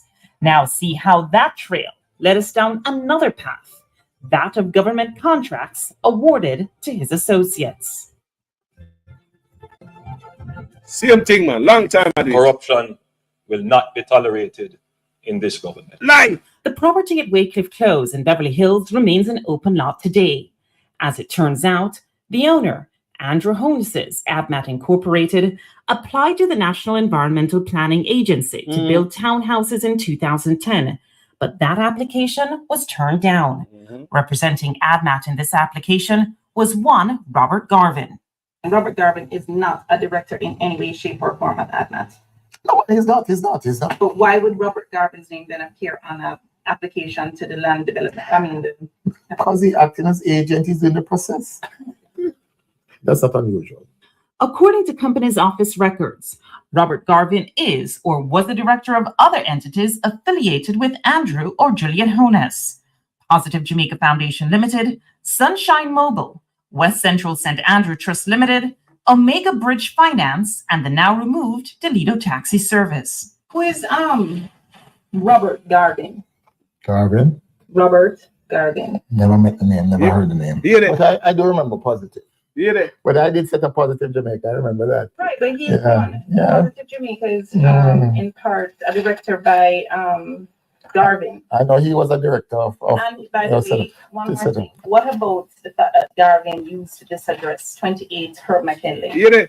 Because this is my address. That's what I'm saying. You're at 28 McKinley. I know, that's why Robert Garvin used it and you. Because we set up the company here. Garvin, I'm not saying that. I don't remember the name. Separately, Robert Garvin is also listed as the director of Westkin Construction, along with one Donovan Simpson. Garvin used the address 25 Dominica Drive while setting up Westcon, the same address he and Honus used when registering West Central St. Andrew Trust Limited. Wow. Government records show Westkin Construction as receiving 14 government contracts, totaling 28.5 million Jamaican dollars, or around 386,000 US dollars. This was between 2006 and 2009, even as Honus or his wife shared directorships with Garvin on 4 entities. Long time I do it. 12 of the 14 contracts were under the JLP government, with which Honus has a career-long affiliation. 9 of the 14 list 0 or only 1 tender. 10 of the 14 were granted by the Minister of Education when Andrew Honus was minister, and by the National Works Agency and Social Development Commission for work in Honus's constituency. Honus even instructed the Social Development Commission to pay Westkin Construction just under 1.5 million Jamaican dollars, or around US $21,000 back then. He signed the document himself. There was only one bidder for cleaning, bushing, and trimming of the roadways in Honus's constituency of West Central St. Andrew, and no procurement committee approval. What? Payment was requested by Honus December 20th, 2007, and paid promptly on the same day. When contacted in a general sense, the current Social Development Commission head, Dwayne Vernon, said, while not the norm, it is possible to have a request and the payment on the same day. Wow. Especially when there's a contract in place with stated payment dates. Wow. Vernon, who didn't address this contract specifically, also said, the SDC does not procure for constituencies. This is the prerogative of the MP and his or her project officer. Okay. Civil society activist Carol Narcisse says, awarding of government contracts in Jamaica has been a long-standing cause for concern. When each side is in government, there are uncomfortable levels of awarding of contracts to persons who are either political supporters, campaign financiers, or other connected parties. We asked Honus whether he declared his relationship with Garvin while contracts were being awarded to Westkin Construction, but he didn't get back to us. We called Garvin, but he said he couldn't talk at the time, and he didn't answer our text message. That's right. When contacted, Garvin's partner in Westkin Construction, Donovan Simpson, he tried to distance himself from the inner workings of the company. So you didn't benefit from these contracts, that's what you're saying? No. Even though his name is not on the filing, is Andrew Honus a part of this company? No, not to my knowledge. No, man, he's not a part of it. Do you know if Garvin is a friend of Andrew Honus? Yes, yeah, man, they are friends. They are very close. Andrew went in politics, you know. I met it at Seattle because we're very close also. Okay. So the first time I saw Andrew is when Rebel invited me to the Seattle. That's a New Kingsway. We searched, but could find no record of Honus declaring his relationship with Robert Garvin or Donovan Simpson. What? And the Office of the Contractor General would only say that we should request an investigation, which we did. When asked in a general sense, and not about Honus specifically, Caroline Hayes says these kinds of relationships should be declared. In the procurement rules and guidelines that I've read, there's been a concern about whether there is a connection either directly, meaning you have an interest in a company that's bidding for public assets and public benefit, or indirectly, meaning it's in the name of a wife, in the name of a girlfriend, in the name of a child, in the name of an associate. It's a duty of our staff and any other public officers and officials directly or indirectly involved in the procurement process especially in the preparation of bidding documents, evaluation, contract negotiations, contract management, and payments to declare any potential conflicts of interest. Whether Honus declared his relationship with Garvin remains unclear.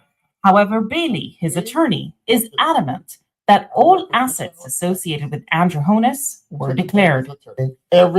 Guys, give me a quick break. I'll be right back. A long time, you know.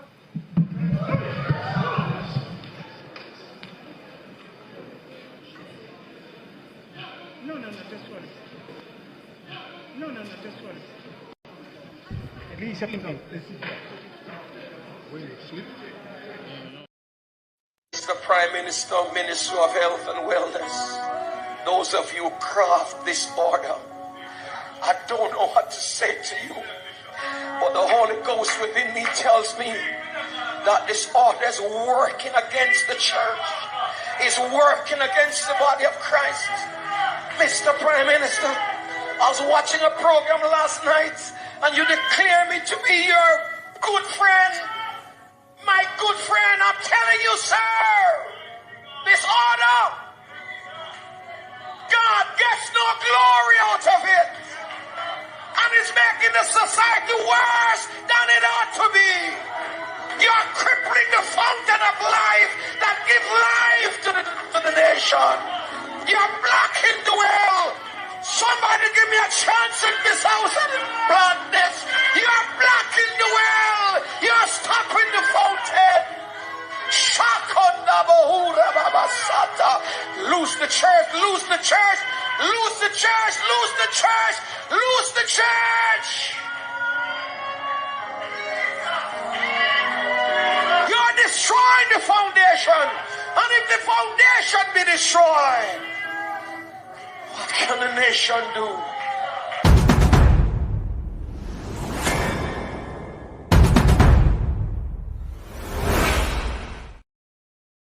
People I'm friend that, you know. Yeah, man, I'm friend them, man. Him say I'm bridging. I'm bridging them no better. People, a long time, the brother now come clean with me, you know. Yeah, man, a long time, the brother real rich, you know. Me I talk about before the man become prime minister, and Zara Burton Dash it out about it seems as if the man never stopped. Until modern day, the IC catch up with him. Prime Minister and party leader, Andrew Holness. Is what happened to Bold Money. Now, the other transaction which concerned me was the one where the account was opened at NCB. It was opened with no money in it. And I didn't know you could open an account with no money in it. Is the man of integrity. A couple of days later, there was a deposit of a little over $143,000 US, which came from SSL. In full support of the best Prime Minister. And in the context of the discussions which we have been having about SSL, I believe that the Prime Minister needs to address this and explain how and why that money came into his account from SSL. And I'm very lucky to have an outstanding Prime Minister. It was deeply concerning to me, and I'm sure that it must be deeply concerning to all the people who not only lost money, but know people who lost money. And you know the number one concern is what happened to Bold Money. a leader that we can be so proud of. The transformation. I just gave away 87 black tanks. Is the best we have had.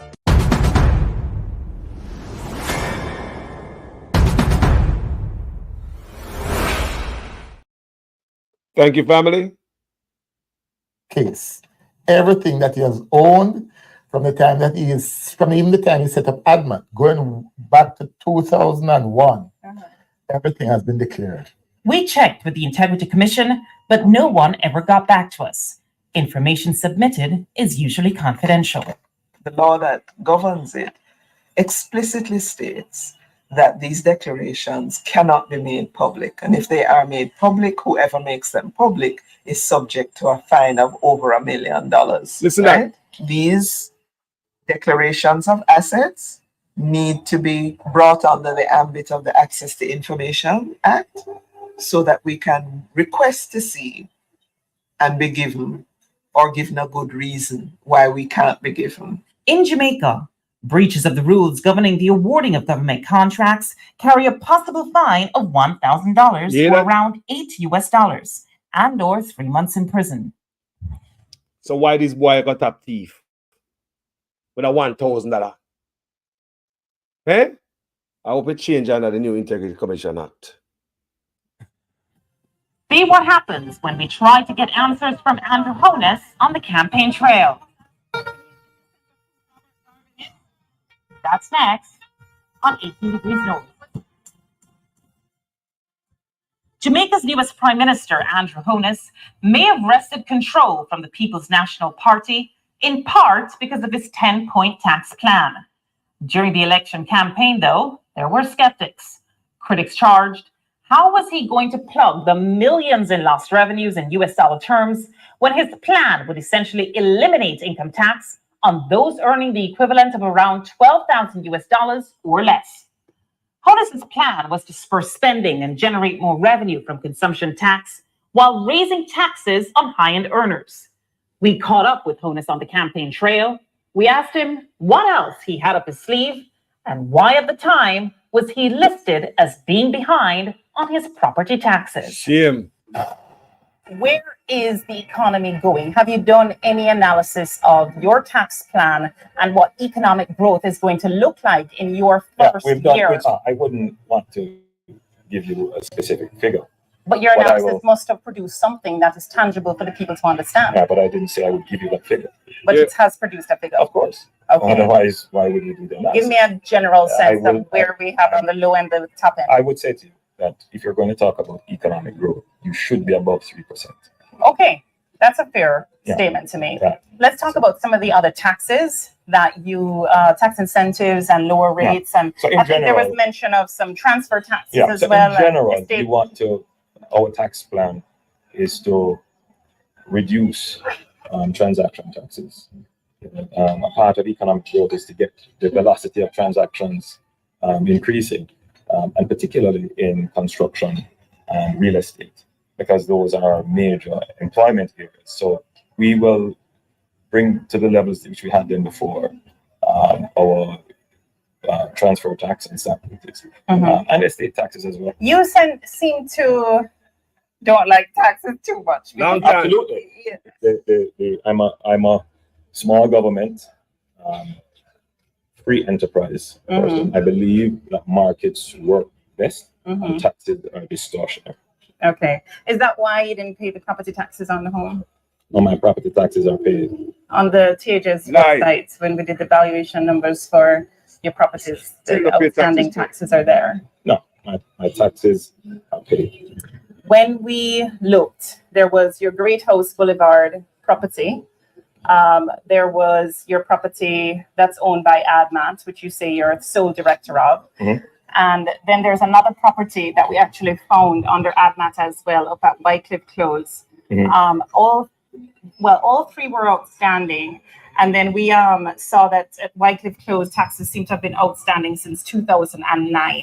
What about the other property, though, at Wycliffe Close? That I would have to check on. I mean, that's been there for a little while, so I'll have to check on. But I don't want to distract from the message. No, but you are the person that's saying that you don't necessarily love taxes. Yeah. Yeah. And so you are the lead. You are a leader of this country, potentially the premier leader of this country come next week. And so I'm asking you the question, as the leader of a country, do you believe that your taxes should have been more up to date than the record reflects? What I'm saying to you, from my best recollection, I paid my taxes. Now, if it is that they are outstanding, it's not an issue to pay them. Okay. I'm not hiding. Whatever. But ADMAT is designed for you to avoid potential estate taxes and transfer taxes. No, it's designed for estate planning purposes. For estate planning purposes, that means basically that you avoid some sort of taxes. And I'm saying, does it look good for a leader of a country? I'm not clear that when we set it up, it was never to avoid any kind of taxes. Whatever. And it's not likely that I would be able to sell everything. It was set up merely as a way of holding assets. So it's a holding company. That's it. But in any event, let's be clear. Any citizen of any country is permitted. It's not illegal to establish, and many persons have. No doubt. I'm not talking about the legality. I'm more talking about, does it look good for a leader to be trying to set up their situation so that they avoid paying tax? No.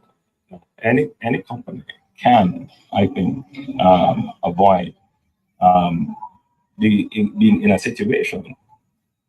Look, my view on the matter is this: you should plan your estate and plan the taxes the best way possible. You just said a while ago that you don't see a sense where you would be able to sell everything. What's everything? What's everything? You mentioned 2 properties. Right. Here's Waycliffe Close, right, which is at open land right now. Look, we'll talk again. No, one thing I wanted to ask you about.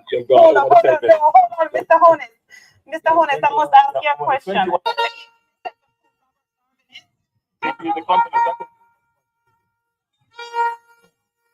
What's your relationship with him? So this is where we bring 18 Degrees North to a close for this week. Join us online, look us up on Twitter or on Facebook, send us your comments. We're there to bring you Caribbean stories that have global impact. From 18 Degrees North, Zara Burton people. Almost 8 years ago. So this brother come in there. Him not coming right from the get-go. The brother not coming right, people. Him coming lean. Him not coming straight to it, people. The man coming lean from the jump. See, modern time, lately, we say integrity commissioner, him in a problem for what? Now the same thing, taxes, make money out of him company and pay him taxes, tax administration of Jamaica investigate him, and all them things, they come on. Listen to Prime Minister, people. How about this? People, thank you guys for watching this video. Thanks everybody were there. Share it if you think somebody hear it. As usual, I am a student in a class, Make sure your comments make sense in every sentence. If for the first time on this platform and you like the presentation, go ahead and subscribe, share, comment, or even donate if you can. Keep the page going. All right. Thank you guys so much for watching this video. This brother has something else to Reggae Sunsplash. A long time the man I do it, and I come out and ball now and I talk about him. He want a quote review. Brother, they should go review all them things. If a foreign ain't gonna prison, just the pattern of the corruption. If I find that brother there, man, prison is him. Look what money you have, and you go mash down the people in house, my brother, and go back over there, go tell them, say, to pay a mortgage is better than is the same as paying building a house, little in increments. You go tell poor people, say, building a house in increments is the same as paying a mortgage, because you pay a little. When you know, so them have to have the mortgage every month in full. You tell them, say, and them can build them house and stop and finish one room and stop and live in a one room and build around them. You know, say poor people style that most Jamaicans are self-employed. Listen to the man. Has been put on hold, at least for now, until a meeting is convened with the government and the Sugar Corporation of Jamaica, SCJ, to work out the way forward. Prime Minister Andrew Holness, who visited the community today, told the residents that the area will be developed in an orderly way and they will not be left out. Kirk Wright has this primetime news follow-up. The residents eagerly awaited the arrival of the Prime Minister to hear the government's next move after demolishing their structures. Immediately after he arrived, he convened a meeting where he made this announcement. This community and this area is about to experience a change, a transformation. We have put in place a master plan that is going to bring 15,000 houses into this area. Not for rich people. And with that, the Prime Minister declared the options available. You will have options to acquire the land itself. You will have options to acquire a starter unit. And you will have options to acquire a full unit. Presently, we were modeling our target prices as to the prices that we have been giving in Catherine Estates, which is just across here. And those units are about $6.5 average $1 million. Good news, but the price point sparked questions of doubt about affordability. the Prime Minister assured there was no need to worry as persons will be able to obtain mortgages. So you will be able to buy your house and pay over time. The same way you're doing it now in incrementally building out. But when you go this route, you get your full house in a community. Some say they weren't convinced of the Prime Minister's plan. You know, don't you know that he's lying, right?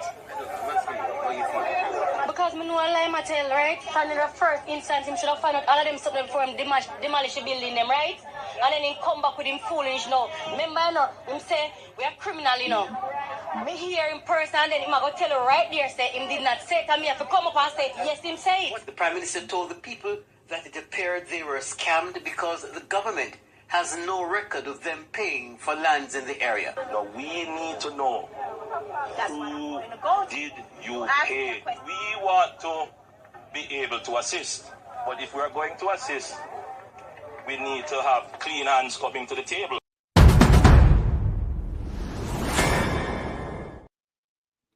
Let's talk about clean hands coming to the table. From 09, this a brother here, rich from long time, and I talk about clean hands. And what do you get caught up when you're over there so before you become a prime minister? I know you as a prime minister still gonna with the same thing, get caught up by your own commission where you put into place. So me show you, make you guys listen earlier. Eh? Shameful. Mother, living in a rent house that rent raise every 3 months. I am very uncomfortable. Building an 8-bedroom here for my kids. And before you even come and say something, they even say that we were issued with a warning. Was a lie. That was a lie, and it was written from the person. That is also a lie. No, and they didn't find out how we got the land. It wasn't captured by me. I paid for my land. Okay. I paid 3 times because I couldn't afford it 1 time. Well, you made down payment, installments. Okay. I got my receipt. When we examine the situation, we only acted when we were certain that certain steps were taken. So we had the evidence of the posting of stop orders. I will, so, no, you, That's a lie,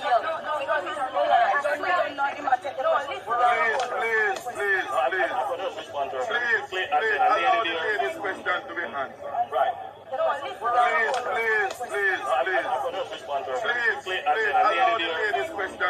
Real con man, not true. Wow. That you claim to purchase, right? The government would want to know.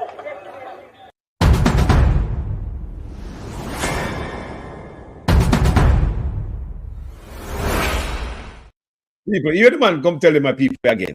Because every time you meet the people and pay nonsense, I tell them, you know. After him say, gunman and gangs have built house over there in a parliament the day before, right? They mash down the house the next day, and him come over there. That way see right there, so is the day after they mash down the house, you know. The man have the audacity, then people are hurt, you know. Imagine, then these people are hurt and stressed out, you know. Pardon the money and everything, build them house there, you know. The woman say 8-bedroom house she a built for a picnic. Even though Billy say poor people that build a 8-bedroom house. She said she a build a 8-bedroom house for her kids them. And before you come ask question, you tear it down. Guess what the man said to the people then? When we examine the situation, we only acted when we were certain that certain steps were taken. Tell me what I mean by that, people. Tell me if it makes any sense out of what I just said a while ago. And that the Prime Minister said to them, these are the reasons. When we examine the situation, we only acted when we were certain that certain steps were taken. What kind of steps? What am I talking about this? So what am I telling people in this? So can it make no sense, you know? This is not even word salad. It's a word garbage. It don't make no sense. It's like you pile up a bunch of words and you put them together. We don't make no sense. The man say, when we examine the situation, we only acted when we were certain that certain steps were taken. The lady asked him, you never asked a question, you come mash down my house. What him say, yes, don't make no sense, people. It's just like you get a bunch of words and just put them in a bingo bag and shake them around and then spell nothing. Eh? These people are hurt. They mashed down them house yesterday. Everything they got flattened out. Them dream. Imagine how them a dream when they can't wait till them house done with them picnic. Can you imagine how them a dream and them vision and them everything gone? When you I do so much thing before you even turn a prime minister. Look at what thing you do, bro. Look at what thing you own. Where do put? Sure. Before you even turn a prime minister, you're rich, bro. Now pay taxes and all them things. A long time you do this, you know. So we do this to the people in far. Then they have a next piece of land now over St. Thomas where the people my work on. St. Thomas no say it's a forgotten parish. Everybody in Jamaica knows say people over there, so it's a some forgotten parish. People are rural, St. Thomas a farm. They send white man, big man come over there, come fence off the whole of the land, farmland for put cow pan. I take no one, take a sugar land. Me not understand why and then they sell a little man look like the Grim Reaper. Come represent the people, one white man. Come represent the people. You can hear the white man attack, and you can hear my grunt and I grumble when the people attack. I say, And at the end, you hear my talk. The whole thing, see me, him just come to tell the people, look here, you could have chat till you can't chat. You have to know if you accommodate big spenders in the neighborhood. So that's what we're going to do. We're going to take the land, we're going to take it. Because me see you guys a farm, yes, but it's scattered. It's scattered. And you guys have to willing to accommodate people, the people in my bar to demand them, you know. I say, yes, so we have farm for over 30 years, but it fly through them years. 30 years of my farm there, and under Andronis, everything changed, people. Me I tell you, St. Thomas, me I cry for you. The parish of St. Thomas has had mixed fortunes in recent years for agriculture. In January of this year, the government announced $200 million to assist sugarcane farmers in St. Thomas, who have been negatively affected by the closure of the Golden Grove Sugar Factory. However, some small farmers who now occupy farmer sugar lands are complaining about eviction notices. So we're there a long time. Because before it came out of production, and since cane show up, we have the land. We have them off before Eastern shutdown because we plant canal. When birthday year and I run the place, and say we plant canal, don't light no fire and it we use. Till cane, we still a work a plant canal. And then we farm from and then we eat from, then we send we picnic at school out of. So we need to get some out of big food. We need to get the land to work, establish yourself, spread the weed. I don't want it to stay. If we have to pay, we're willing to pay, we lease, but you can't come and just throw we out if it's just the big man come, we come put cow. Then all we are going to survive around here, nothing around here. Cow alone can't help, we cow enough for we. When we have a few, let's have a few. It is not fair. We need justice. In response, the SCJ head, Joseph Shakir, toured sections of the Eastern Parish. He was accompanied by members of the Rural Agricultural Development Authority, RADA, as well as a Member of Parliament, Dr. Fenton Ferguson. How we can accommodate them in the plans for the development of the former sugar lands in Eastern St. Thomas. I represent Minister Shaw and his ministry on this mission. SCJ Holdings Limited is the landowner on behalf of the government. And at the invitation of Dr. Ferguson, I came out to have a first-hand look at the state of affairs on the land. Now, it is clear to me that there is active and good farming taking place, albeit scattered. There has to be some rationalization down the road. Suffice it to say that the government has no intention of disrupting farmers who are engaged in productive activities. But we have to find a way where farmers can remain where they are, cultivating and using land productively, and still be able to accommodate larger investors who can provide employment to residents of the area. Jaja, now hear that? You hear it end up too? Them have it, I don't know ball about 30 years on the day. We better welcome larger investors who can accommodate jobs in the year. I whatever the year where it end up. All them are balling. You hear it end up? The end of the story was You better learn to accommodate larger investors because you could have bought till you can't buy no more. The land have got fence off. You see that brother here? You see that brother here? We don't know him sleep on night time, people. And I thank you so much for watching this video. My name is Jamaican Carlos. Talk to you later.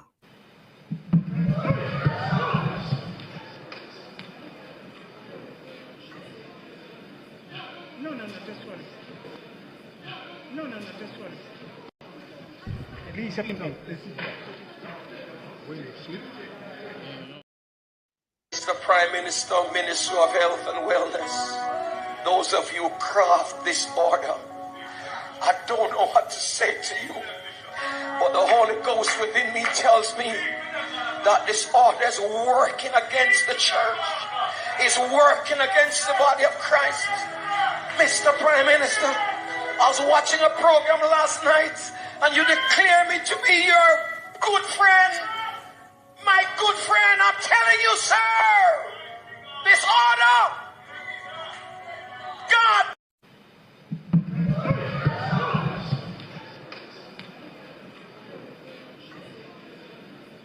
No, just one. No, just one. At least I can come.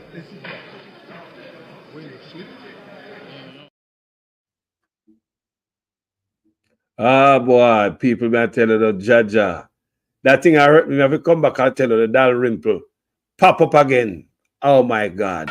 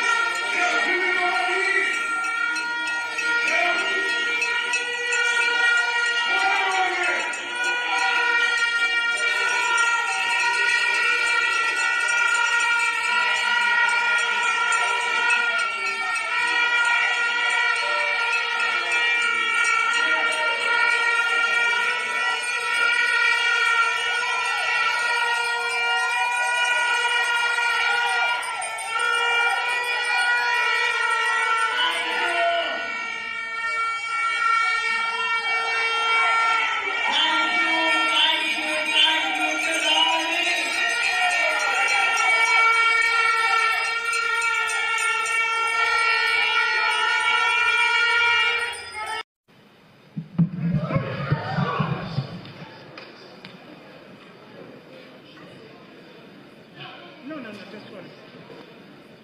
No, just one. At least I can come.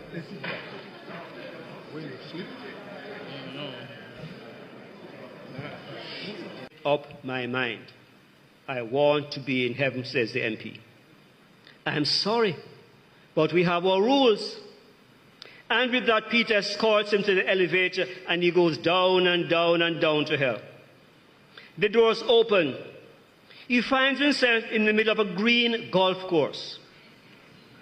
In the distance is a clubhouse, and standing in front of it are all his friends and other politicians who had worked with him. Everyone is happy and in neat dresses. They run to greet him, shake his hand, and they reminisce about the good times they had getting rich at the expense of the people. They play a friendly game of golf and then dine on lobster, caviar, and champagne. Also present is the devil. He's a very friendly and nice guy who has a good time dancing and telling jokes. They're all having such a good time that before he rises, it's time to go. Everyone gives him a hearty farewell and wave while the elevator rises. The elevator goes up, and the door reopens in heaven, where St. Peter's waiting for him. Now it's time to visit heaven. So 24 hours passed with the MP joining a group of contented souls, moved from cloud to cloud, playing the harp and singing. I guess that's what they do in heaven. They have a good time. And before he realizes that 24 hours have gone by and St. Peter returns. Well then, you have spent a day in hell and a day in heaven. Now choose your eternity. The MP reflects for a minute. Then he answers, well, I would never have said it before. I mean, heaven has been good and delightful, but I think I would be better off in hell. So St. Peter escorts him to the elevator and he goes down and down to hell. The doors of the elevator open and he's in the middle of a barren land, covered with waste and garbage. He sees his friends dressed in rags, picking up trash and putting them in black bags as more trash falls from above. The devil comes over to him and puts his arm around his shoulder. I do not understand, stammers the MP. Yesterday I was here, and there was a golf course and a clubhouse, and we ate lobster and caviar and drank champagne and danced and had a great time. Now there's just a wasteland and my friends look miserable. What happened? The devil looks at him, smiles and says, yesterday we were campaigning. Today you voted. Friends, I pray that we will make the right choice. To recognize that Jesus is the good shepherd of our souls. And each of us, in whatever sphere of life we are called to display shepherding, caring qualities, so that men and women can see the good work that we do and bring honor and glory to our Father. So that when we will have passed through this life, our lives will be celebrated as we are now celebrating Norma's life. So, may we embrace the reality of being known and loved by the shepherd, responding to his sacrificial love with lives marked by trust, obedience, and a deepening intimacy with one who knows us completely. Amen.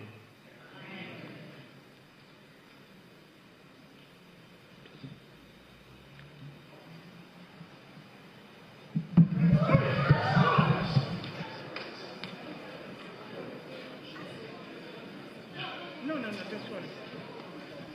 At least up in here. No, just one.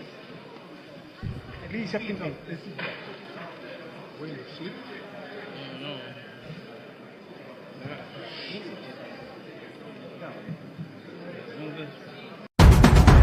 Mr. Prime Minister, Minister of Health and Wellness, those of you who craft this order, I don't know what to say to you, but the Holy Ghost within me tells me that this order is working against the church, is working against the body of Christ. Mr. Prime Minister, I was watching a program last night and you declare me to be your good friend. My good friend, I'm telling you, sir, this order, God gets no glory out of it. And it's making the society worse than it ought to be. You're crippling the fountain of life that gives life to the nation. You're blocking the well. Somebody give me a chance in this house and plant this. You're blocking the well. You're stopping the fountain. Lose the church, lose the church, lose the church, lose the church, lose the church. You're destroying the foundation. And if the foundation be destroyed, what can the nation do?